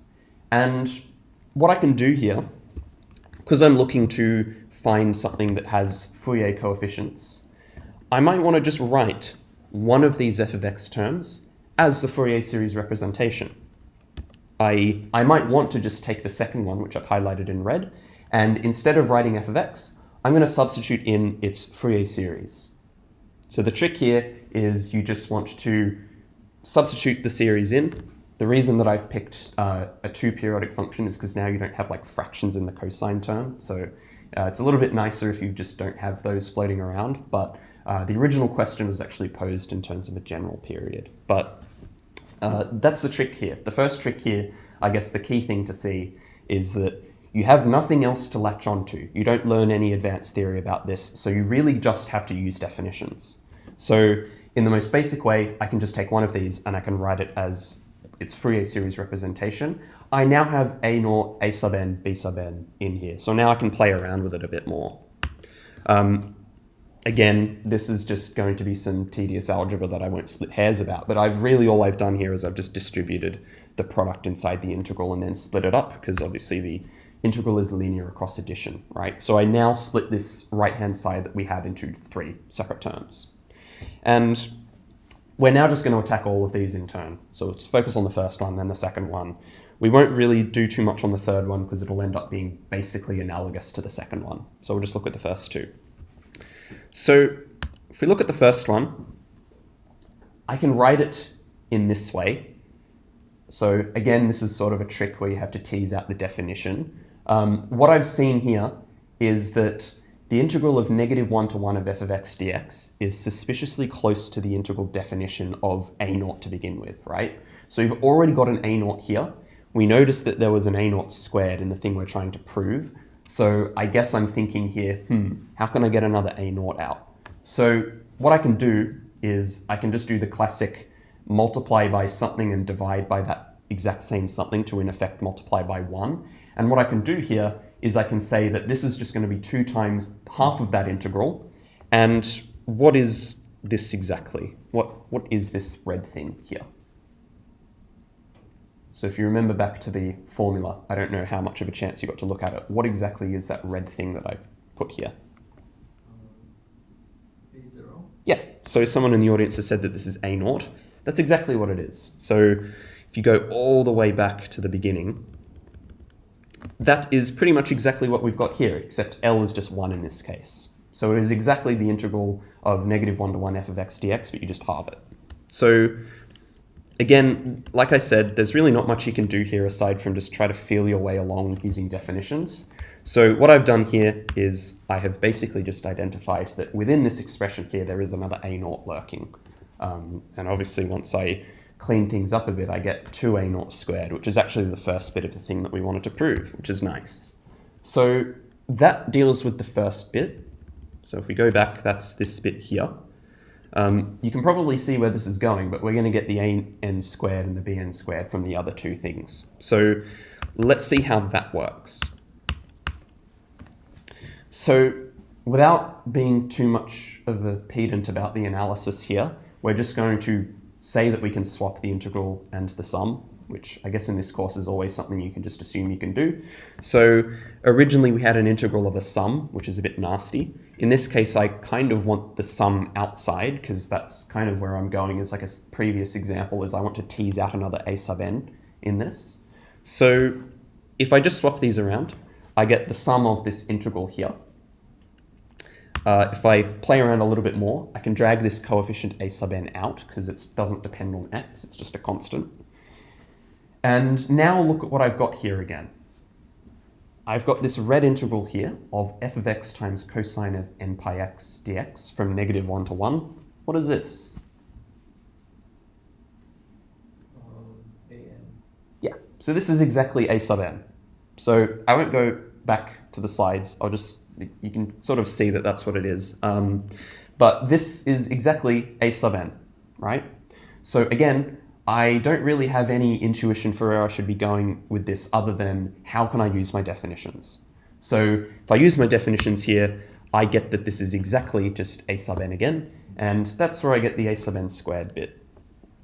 Like I said, this second one is going to be exactly the same process, except now you end up with a hidden b sub n term. So you swap the integral and the sum, you take the constant factor b sub n out, and you notice, oh, look, I've got another b sub n now. So in exactly the same way, again, just to save time, I won't go through this, it's exactly the same process as last time. You get that this third integral, the last one, is just going to be b sub n squared. And now if you put things together, you notice that, yes, indeed, you have what we claimed. So if you just add all of the things together, you get 2a sub 0 squared plus the sum of a sub n squared plus b sub n squared. So this is a harder sort of proof question, which may or may not actually turn up on your exam. Should be a squared. F of x squared. Yes, good call out. Yes, I guess a typesetting error. This here should be f of x squared. Yes. Does this apply to arbitrary powers? Does this apply to arbitrary powers? I'm not sure, but probably not. Not exactly. Like, I guess if you're trying to say, does this apply where if this was the integral of f of x cubed, whether it would be 2a sub 0 cubed like that, I'm not quite sure offhand. Yeah, maybe something for you to investigate if you're curious, but I would suspect probably not, or else, because like whenever you see this, it's usually taught in the squared case, but you know, if it holds for higher powers, then I'm not quite sure why they wouldn't talk about it. So my instinct would be no. Cool. So that really is everything when it comes to the Fourier series. So you need to know how to extend a function into something that's periodic and often has, you know, an even or an odd property about it. You need to know how to compute these Fourier coefficients, and maybe you might need to play around with them as well in a kind of purely definitional context. So why bother? Why did we do all of that effort? Well, turns out that I guess what we're probably more interested in this course is how we can solve real-world problems. Partial differential equations are everywhere. So fluid, solid mechanics, quantum mechanics, electromagnetism, basically any area of physics you can poke a stick at, you probably have partial differential equations. So what I mean by partial differential equations is they are equations, differential equations that involve partial derivatives. So you would have seen with Steve earlier that you're primarily dealing with just single variable functions and differentiating them. This time it's no longer the case. So we have a function that depends on, well, usually some sort of time variable and displacement variable. So we have two possible derivatives we can take.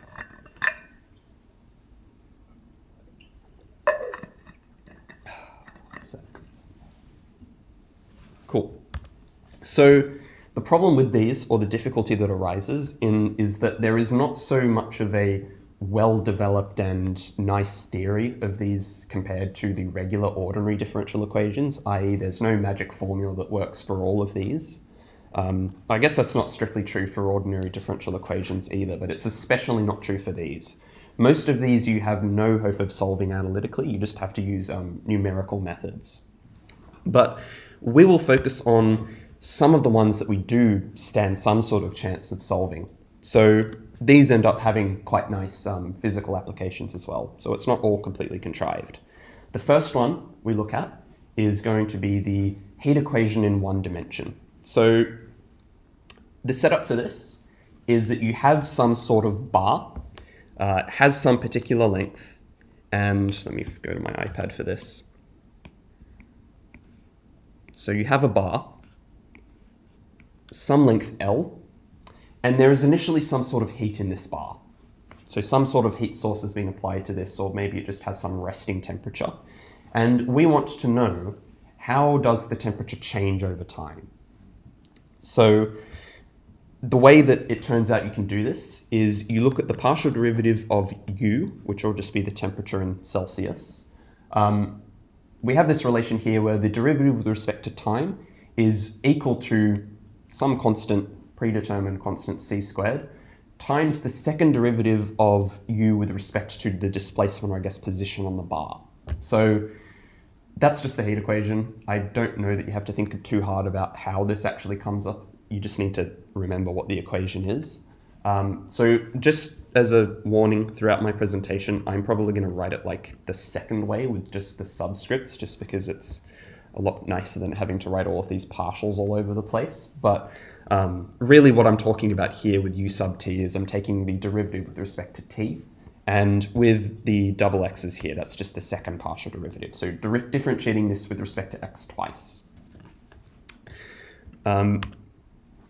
That on its own doesn't really make the heat equation. Often we want some sort of initial conditions and boundary conditions that go along with it. So by boundary conditions, I mean conditions that apply to the endpoints of the bar. So these two here. One common thing that we might want to impose, one set of boundaries, is that we might want to fix the endpoints of the bar at some constant temperature of 0 degrees or whatever, right? So you don't have to fix it at just 0 degrees. You would just set this constant here, so 0, you would just change it to whatever temperature you want to fix it at. But suppose you want to keep it at 0. What you would say then is that at the endpoint, so that's going to be x is equal to 0 and x is equal to L. So those are the endpoint displacements of the bar. At any point t, or any time t, that temperature is going to be 0. So forever, those two endpoints are locked at 0 temperature. So those would be boundary conditions. And as for initial conditions, well, we might be fortunate enough to know what the rough or the exact heat distribution is along the bar at any point, by which I mean that if you plug t is equal to 0 in and you look at the heat at any point x, then it follows the distribution of this function f here. Or in other words, at t is equal to 0, the heat displacement is completely described by this function f. Another variant of the boundary conditions we have is maybe we don't want to insulate, maybe we want to take the bars to be insulated, right? So maybe we don't want to fix the endpoints at a particular temperature, but what we do want to do is maybe we want to stop heat from escaping, or I guess analogously entering, right? So we might hold these insulated so that no heat can enter and also no heat can leave. the effect of this, or the physical effect of this, is that you will now just be describing what happens to the temperature of the bar in equilibrium. Like, how does the heat actually spread itself out? Eventually, you would expect that the complete, like, everything in the bar will just have the same temperature, so it'll be completely spread out.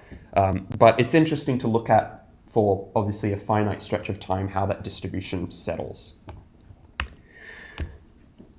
So that's specifying the equations we have to deal with.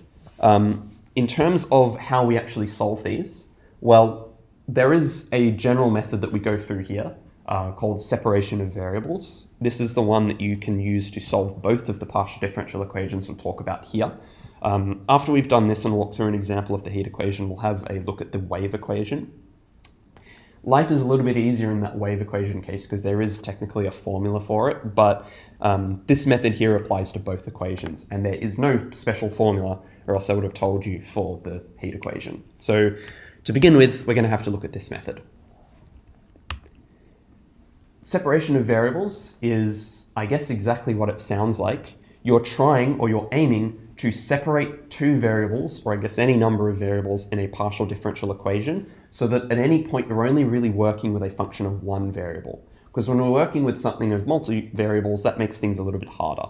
So what we can do is we can just, I guess, fortuitously assume that we can split this up into functions that are purely just in one variable. So it's a product of some function of x versus some function of t, right? So f and g here are both functions in just single variables, so they should be a lot nicer to deal with. If this assumption is correct, well, it stands to reason that we should probably be able to play around with it a bit. So if we plug this product representation here, where we've only got the two functions of one variable, into the original PDE we were given, so imagine that you were given this for the heat equation, you'd be plugging in f times g in term for u here, so you'd get some sort of expression in f and g here. And what you would be able to play around with, and we'll see this in a minute, is that you should be able to get out some ordinary differential equations from this, i.e. differential equations of the flavor that you would have seen with Steve. So these are going to come out once you, I guess, take everything in one variable onto one side and everything on the other variable to the other, and you'll naturally then be able to see that there's two equations that have to be settled. I won't bother going into that now because we'll go through it in an example, but that's sort of the first step of the process. We want to tease out from this partial equation two ordinary differential equations, which should hopefully be a lot easier to solve. So assuming they are easy to solve, we can just solve them, and we want to respect the boundary conditions when we're doing this. So we assume we've been given some boundary conditions, we want to solve accordingly. And after we've done that, we have solutions to these two ordinary differential equations. The solution to the partial equation that we were looking for is just going to be some combination of those two solutions to our ordinary differential equations. But we're going to have to be a bit careful because we might have initial conditions that we want to satisfy. So we will need to combine them in such a way as the initial conditions are satisfied as well. And that is typically where we will start to see some Fourier series stuff come in. One note is that you will almost always have infinitely many solutions to these two ODEs. So you'll find that you don't just have one solution, you don't have two solutions, you have one for every single natural number. So you'll be able to associate each of them with, I guess, like, this is the first solution, the second solution, blah, blah, blah, all the way up to, I guess, the nth solution. The combination, the one that we look at that I sort of skipped over, was a superposition. So this is just a fancy way of saying a sum. And we want you to take the sum of all of the non-trivial solutions. So what do I mean by non-trivial? Well, it might be the case that the zero function is a nice solution to something, so it just satisfies it. But the zero function is pretty boring, right? So we take the superposition, or the sum, of all of the non-trivial solutions, i.e. the ones that just are not zero everywhere, and that will give us the overall solution to the partial differential equation that we're looking at. As I said, if you would have to adapt the initial conditions, that's often where the Fourier series comes in. So you look at the Fourier series of the initial heat distribution, for example, and then you'll have to compare, right? But we'll see that in a minute. And the exam questions like this, because partial differential equations are a bit tricky to solve using this separation of variables method, These will always be split up, or they're usually split up such that you don't have to like think of every single thing to do on your own. It's kind of like part one will be the, find the two ODEs, part two will be solve, that kind of thing. So you don't have to worry about doing this too unguided. You just need to be able to solve the steps in between. So we'll have a look at solving the heat equation, and we'll look at the variant where we insulate the ends, i.e. no heat is going to leave. So U of x and t is going to be the temperature in Celsius in this bar. It's of length pi, which is just convenient. And the equation that we're looking to solve in particular is going to be the first derivative of u with respect to t is 4 times the second derivative with respect to x. The ends of this bar are going to be insulated so that you've got, they're insulated, right? So the endpoints don't have any heat leaving or coming in. So they're completely, I guess, black holes for heat. First bit, as I said, this is going to be the bit where we tease out what the ODEs are, or I guess put it in a form where we can immediately say what the ODEs should be. So this first step here is essentially just a game of plug it into the differential equation and see what you get. So we assume that u of xt is going to be some product f of x times g of t. If I do that, then, well, this is the equation I've got. In other words, if I take the left-hand side and I differentiate with respect to t, well, obviously f of x is just a constant with respect to when I'm differentiating by t, so I can just sort of ignore that that exists and just differentiate g, right? So that's just kind of a rule of partial differentiation. You just sort of ignore any of the variables which you're not differentiating against, and you treat them as constants. And in much the same way, I can do that for the right-hand side. So I can take the second derivative, it's with respect to x, so that g doesn't really change, but I basically just differentiate f twice. So I get fg prime is equal to 4f double prime g. And now if I just bring all of the f's and all of the g's to one side, I get something that looks like this. So I get f double prime over f is equal to g prime over 4g, right? So I've got all of the f's and all of the g's on one side. And moreover, what I've got is that everything on the left-hand side here, because f is a function of x, certainly its derivative is as well, the left-hand side is just purely a function of x. And everything on the right, on the blue, is purely a function of t. So, noting this, what's the only possible way in which a function of x and a function of t can be equal for all values? What does that mean about both? So yeah, they have to be the same, but like what kind? So can I have something that has an x term on the left and something that has a t term on the right and be equal all the time? Is that possible? No. So what's the alternative? If I don't have any of that, what am I saying? What is this equal to then? If I don't have x's and I don't have t's, I mean, what's left over? Would I be okay if I just had, say, a number? Could both of these just be some constant value and I'd be fine? Yeah. So what I conclude here from the fact that I've got something in x and something in t on the left and the right-hand side is that these things have to just be some constant, because there's no way that they can agree on all values of x and t when they're in separate variables, right? There's only one possibility, which is that they're always some constant, right? So that's pretty much what I've got here, right? I have some constant lambda, and I'm saying that these two quantities, g prime over 4g and f double prime over f, well, they have to be equal as well, but moreover, in that case, they have to be some constant. And because they're equal, they have to be the same constant. So we call this lambda thing here the separation constant. So it's the thing that separates both the x's and the t's, I guess in this case. And what we see is that you then look at this form of the equation here. You consider one side equal to lambda, and you get an equation in, if we're considering f's, you just get an equation in x. So that's an ordinary differential equation in terms of x. And similarly, if you just take the g's and you say, well, that's equal to lambda, you get a differential equation just in terms of t. And both of these are only going to be in one variable. So we have successfully separated, via this method here, into two separate ODEs, where one of them is just in one variable. And indeed, the next part of the problem is we want to solve one of those. So we want to say that all of the solutions, all of the possible solutions f here, if it's equal to some constant lambda, are going to be of the form b sub n times cosine of nx, and we have infinitely many of these solutions. We have one for n is equal to 0, 1, 2, blah, blah, blah, whatever, right? So this is what I was talking about earlier when I said you're often going to have infinitely many solutions. A little nice hint that they've given us here.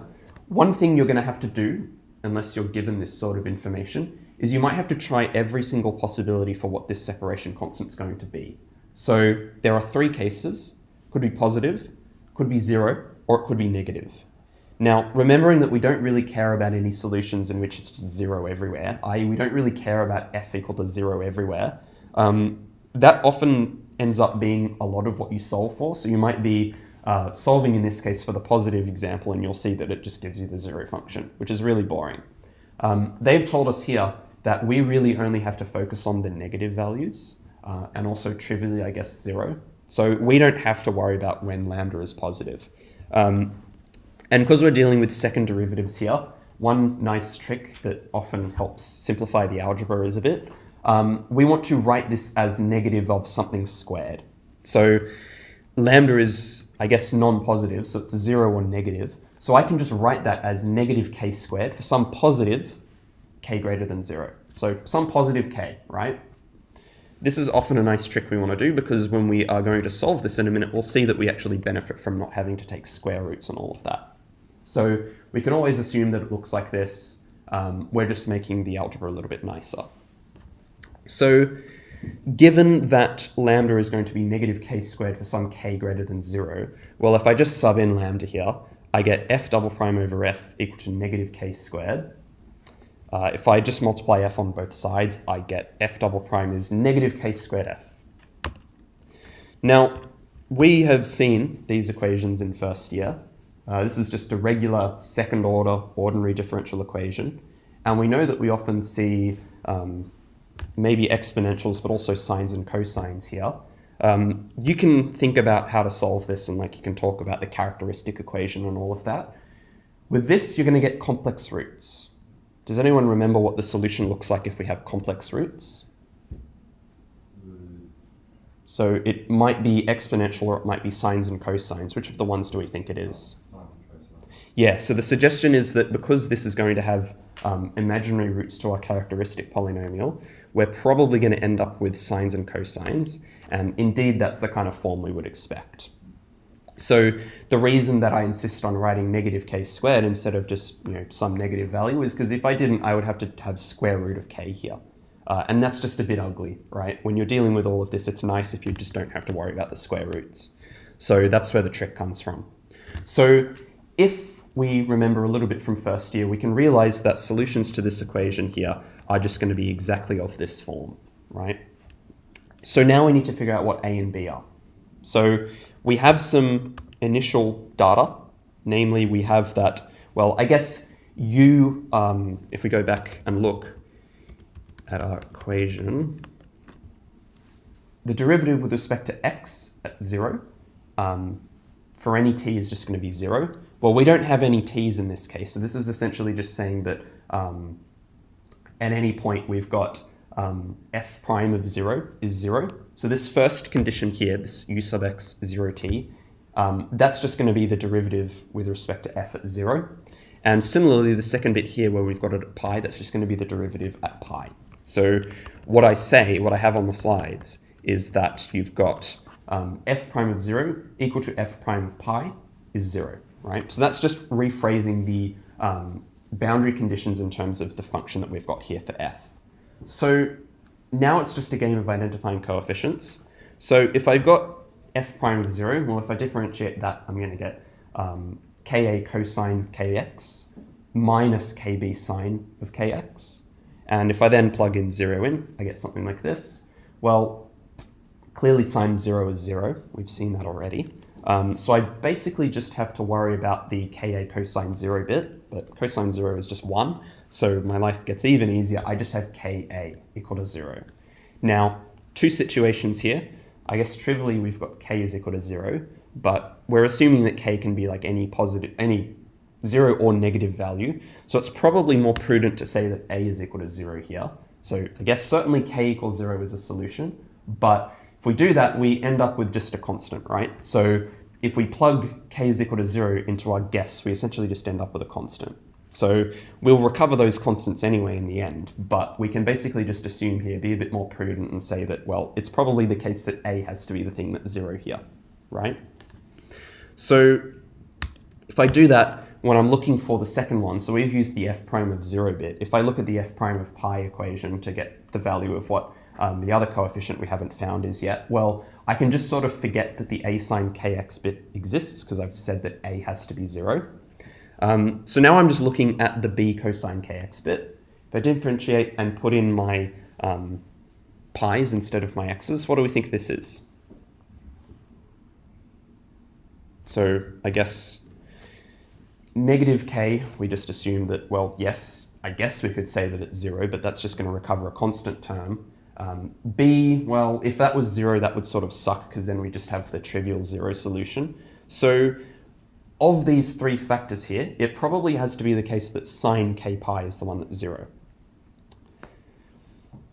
Now, when is sine k pi equal to 0? I said it earlier, but when is this true? For which values of k is this true? K is a whole number. Yeah, so when k is a whole number, or k is an integer, whatever, right? So this is, I guess, another way to say it is that k pi has to be equal to n pi for some integer. N, 0, 1, 2 could also be negative, but we're just going to restrict to positive here. But in other words, all I'm saying is that k is equal to n. So this is just a fancy way of saying that, yes, well, k has to be some sort of integer. You could jump to that immediately, or you could sort of spell it out here, but either one works, right? So if I just look at this, well, I know that I have now that k is equal to n, and I have one solution for every non-negative integer, right? So I can conclude that my solutions are of the form some constant times cosine nx, but I need to be careful because these constants b that I haven't actually really found or said what it is here, they're going to depend on n. So they're going to depend on the integer at which you're looking, right? So the best I can do for now is I can say that these solutions are going to be of the form some constant, which depends on n, times cosine of nx, right? But this is exactly what we wanted to prove. If we go back, this is pretty much what we wanted to prove, right? So for now, we're just going to have to suspend our curiosity as to what these b sub n's are. Later on, when we try to adapt these into a solution to the overall PDE, we'll be able to say more about what this bn bit is. But for now, all that we can say is that it's some constant, but it depends on n. So, third part here is, I guess, to solve the other ODE that we had. So we solved the first one for f. We've now got the time equation almost. So we've got the one that's in terms of t. Similarly, we expect to get infinitely many solutions for this. The fact that we had k is equal to n in the previous part is important. So now we know that we only really have to worry about cases where k is equal to n, i.e. when k is some integer. So in other words, we have, well, obviously lambda is negative k squared, but moreover, we can say that it's negative n squared, where n is some integer. So we're working with zeros and the negative squares, right? So if I put that in to the second equation, this was the one where we had g prime over 4g is equal to lambda. If you rearrange it and do a bit of little algebra, you get to this, right? So this is just really just restating the question, right? So now, this is probably even easier than the first equation we tackled. What is the solution to this? This is a nice first order one with just a constant term multiplied by g. Does anyone recognize what the solution to this should be?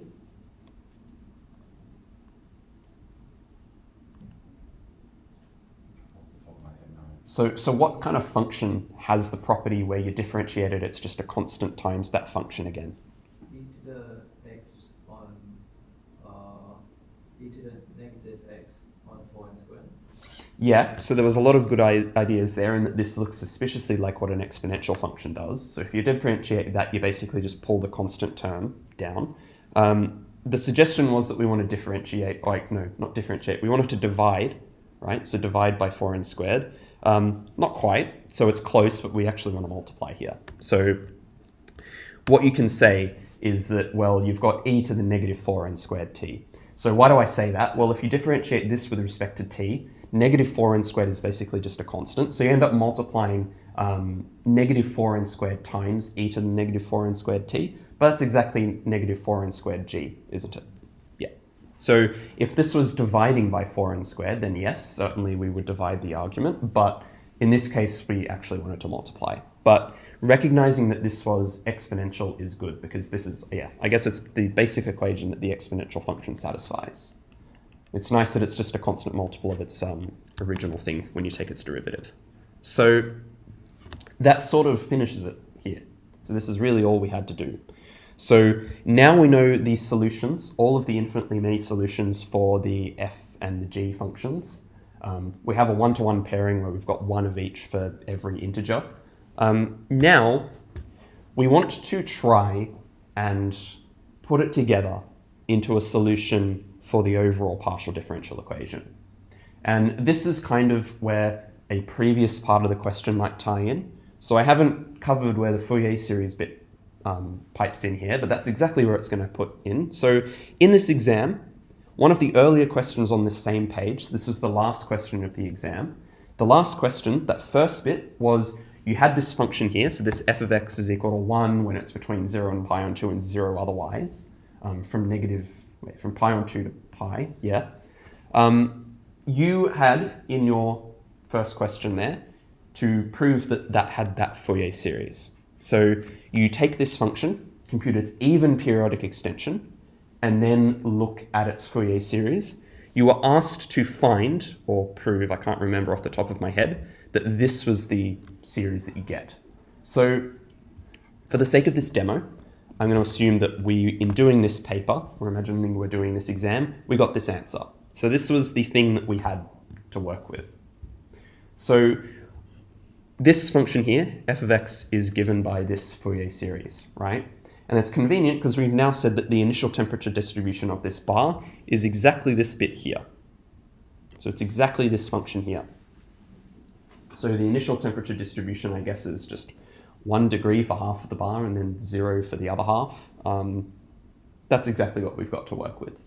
And we're going to need this guy here because this is going to play a pivotal role in what the solution to the PDE is going to look like.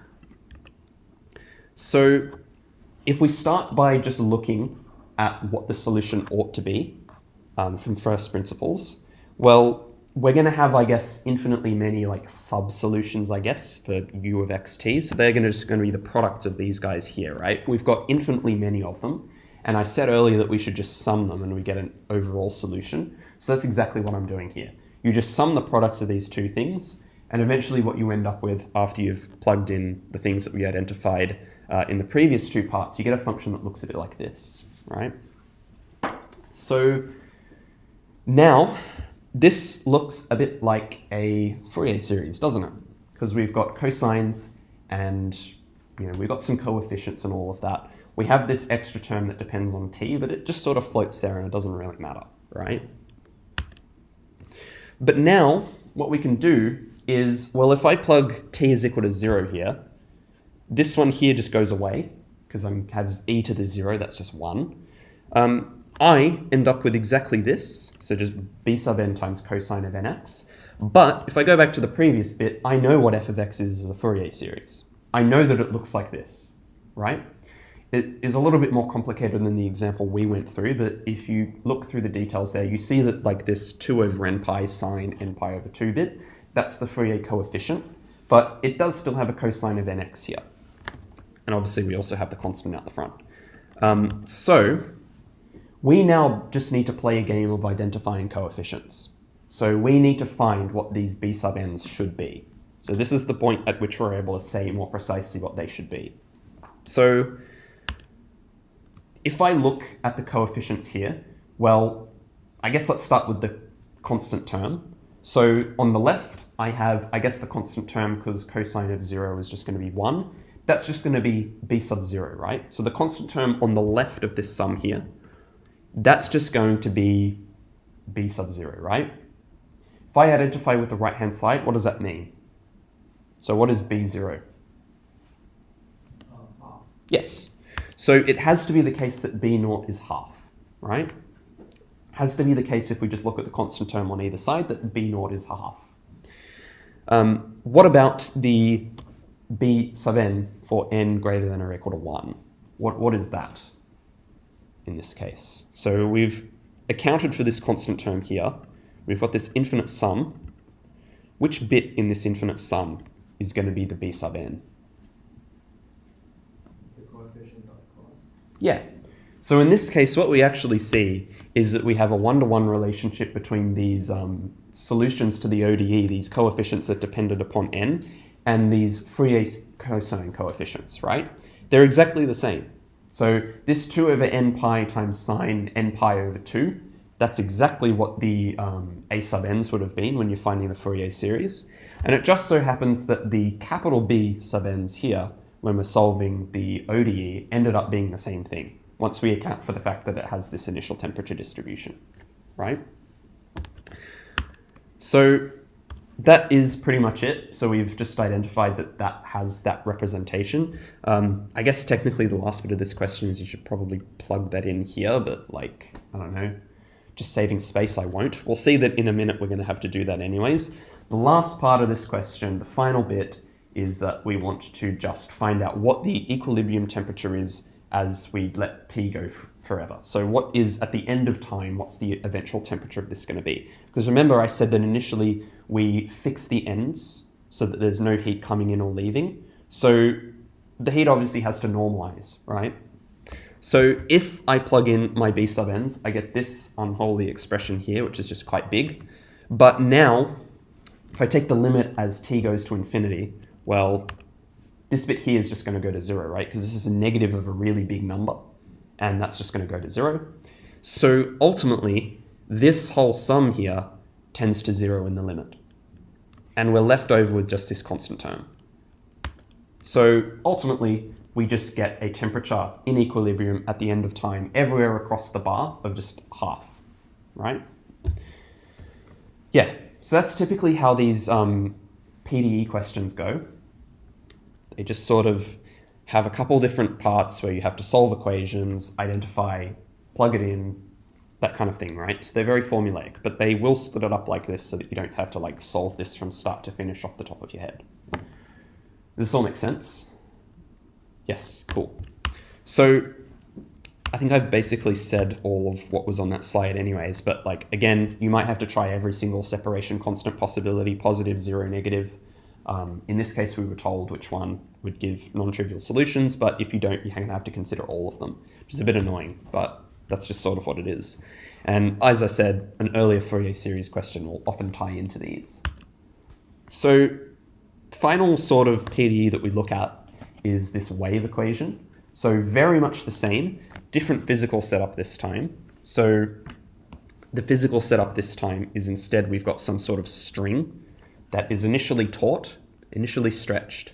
We hold it fixed to endpoints, and someone comes along, maybe it's like a guitar string, and we pluck it, right? And then it starts vibrating, right? So maybe a half second later, the string might look like this. So we are interested to know at a given time and a particular point on the string, how far displaced is it from the initial taut position? Is it?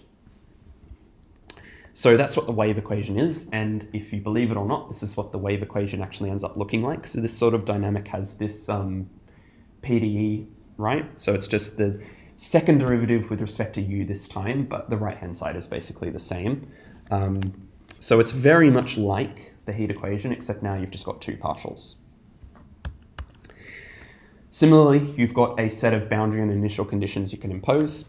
So it's pretty natural to say that we're going to fix the endpoints of the string. So we're not going to let it just like float away or whatever. So we'll just hold it so that the endpoints aren't going anywhere.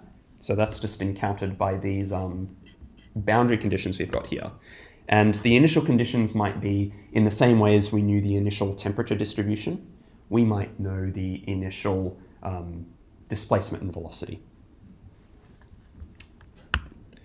I won't bother going through an example of how to solve these because we are sort of running out of time, and it's very much the same. So you can use separation of variables as well. Same sort of process. You solve two equations. You get infinitely many solutions, you put them together, you compare against a Fourier series for the initial displacement and velocity and all of that, and you basically you end up with something that looks kind of like what was before. But I mentioned earlier on that there is actually a nice solution, or I guess a shortcut, which is this D'Alembert's solution. So it can be shown, believe it or not, that if you have arbitrary functions phi and psi of just one variable, the solution to these 1D wave equations satisfies this thing here. So you have phi of x plus ct, where c is that constant that multiplies the partial derivative with respect to x, right? So that c doesn't come out of nowhere. And then you have psi of x minus ct, and then you divide by 2. So this is, I guess, telling you what a solution probably looks like, but this is assuming no boundary conditions or anything's been taken into account. But if you know the initial conditions a bit more precisely, then you can say that it's actually this formula here. You can use this formula, I suppose, if you're asked the wave equation and they don't prescribe a method or lay out a solution to solve it. It's kind of a buzzkill if you have to use this though, because it doesn't really show much. You just put it into a formula. So I wouldn't be surprised if they will insist you have to use separation of variables and set up the question appropriately. But if not, I guess there's no real reason you should go through all of the pain of separation of variables. You can probably just use this. So, like I said, you can basically just solve it using separation as well if you'd like. The major difference is you just end up with slightly different, I guess the technical term is eigenfunctions for those infinitely many solutions to those two ODEs. You just end up with slightly different looking ones of those. So, for our last example, to finish off, and we'll have to go through this quite quickly, I imagine, this is another one of those proof ones that you might get asked with these here. So, on the previous slide, I gave you an example of an equation like this, and I just sort of threw it out there. I just said, this is what it looks like. But we didn't actually prove it. So in this case, we sort of want to look towards a proof of what this actually looks like. And I'm noticing a typo here, this should be divided by 2. So imagine that that's on 2, as to line up with the previous slide before.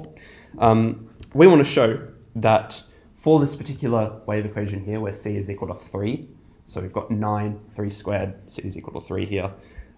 We want to show that if we know that the initial displacement is just some function g, but the initial velocity is 0, i.e. it's not really got any energy to move anywhere initially, then what we can say is that the solution actually has this form here. So we just use this function g, plug in x plus 3t, x minus 3t, take the average, right? So this exercise is, believe it or not, mostly just an exercise in partial differentiation, which I think you would have looked at in last seminar. So I think you start off this course by taking a discussion of multivariable differentiation. So this is a nice way to, I guess, wrap it up from where we started. We basically just need to use a bit of partial differentiation to see that this is actually true. So we're going to assume that we've got a solution like this, but again, that should be divided by 2, just a typo. But we're going to more, just for nice properties when we're doing this partial differentiation, we're going to give these x plus 3t and x minus 3t things a special name. We'll just call one of them v, so the x plus 3t, we'll just say that's some function v of x and t, and w is just x minus 3t, right? And in this way we can write it like this. So we can just say that u is phi of v plus psi of w. Well, if we use the chain rule, well, I'm going to differentiate these functions which are single variable, and then I have to differentiate by what's inside with respect to whatever I'm differentiating by. So if we look at the condition I've got here, well, this one here doesn't involve a derivative. This one here involves time. So I probably want to differentiate with respect to t. If I do that, well, the first term here, differentiate phi, and then differentiate the argument v with respect to t. So I take the partial of v with respect to t. And in the same way, I do psi of w. So differentiate single variable psi of w, and then differentiate the inside with respect to t. So this should all be very familiar from the first seminar. These partials that I've got here, so partial v, partial t, that's just going to be 3, because that's just a really nice linear function. You can just essentially read off the coefficients here. And in much the same way, the partial of w with respect to t will just be -3. So you'll get something that looks like this. So we have here this u sub t is just nothing but 3 times phi prime of v minus 3 psi prime of w. So if I apply initial conditions, well, if I start with the first one, so the first one was the one where we don't differentiate. This is just saying that if we plug t is equal to 0 into this, we ought to get g of x. So another way of saying that is that phi of x plus psi of x is just g of x. And the second equation we've got here is that, well, obviously if we go back, what are we working with initially? We say that u sub t of x at t0 is just going to be 0. So if we look at what we get here, we get that, well, 0 is going to be that expression that we just derived above. So it's going to be 3 phi prime w minus 3 psi prime w, right? Yeah, so these are the two equations we have to solve. So we need to find what psi and phi are here. Well, maybe we attack the second one, because that's equal to 0, and that might be an easier one to work with initially.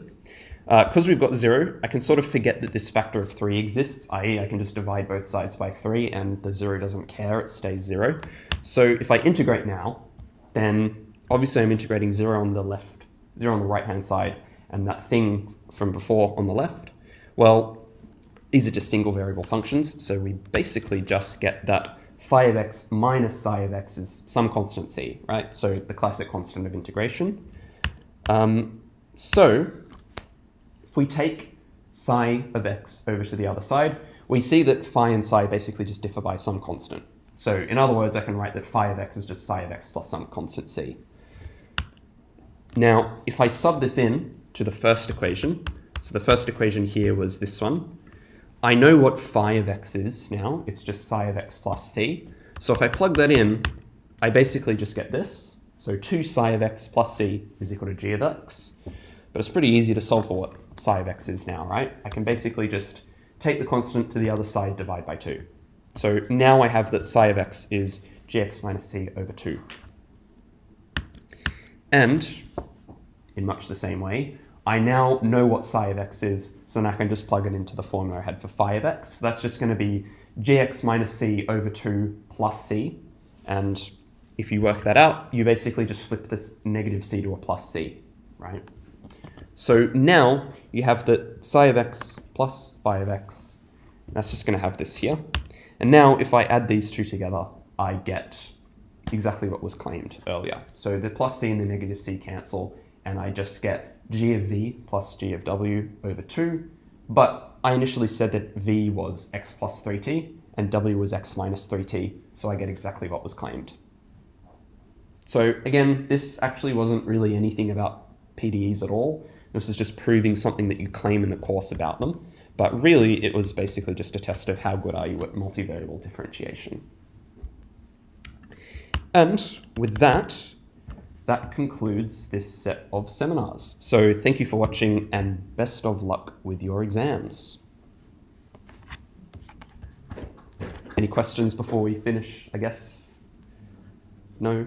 Okay, that's it. Thank you guys for coming. Yeah, we might have to close out the stream now. Cool.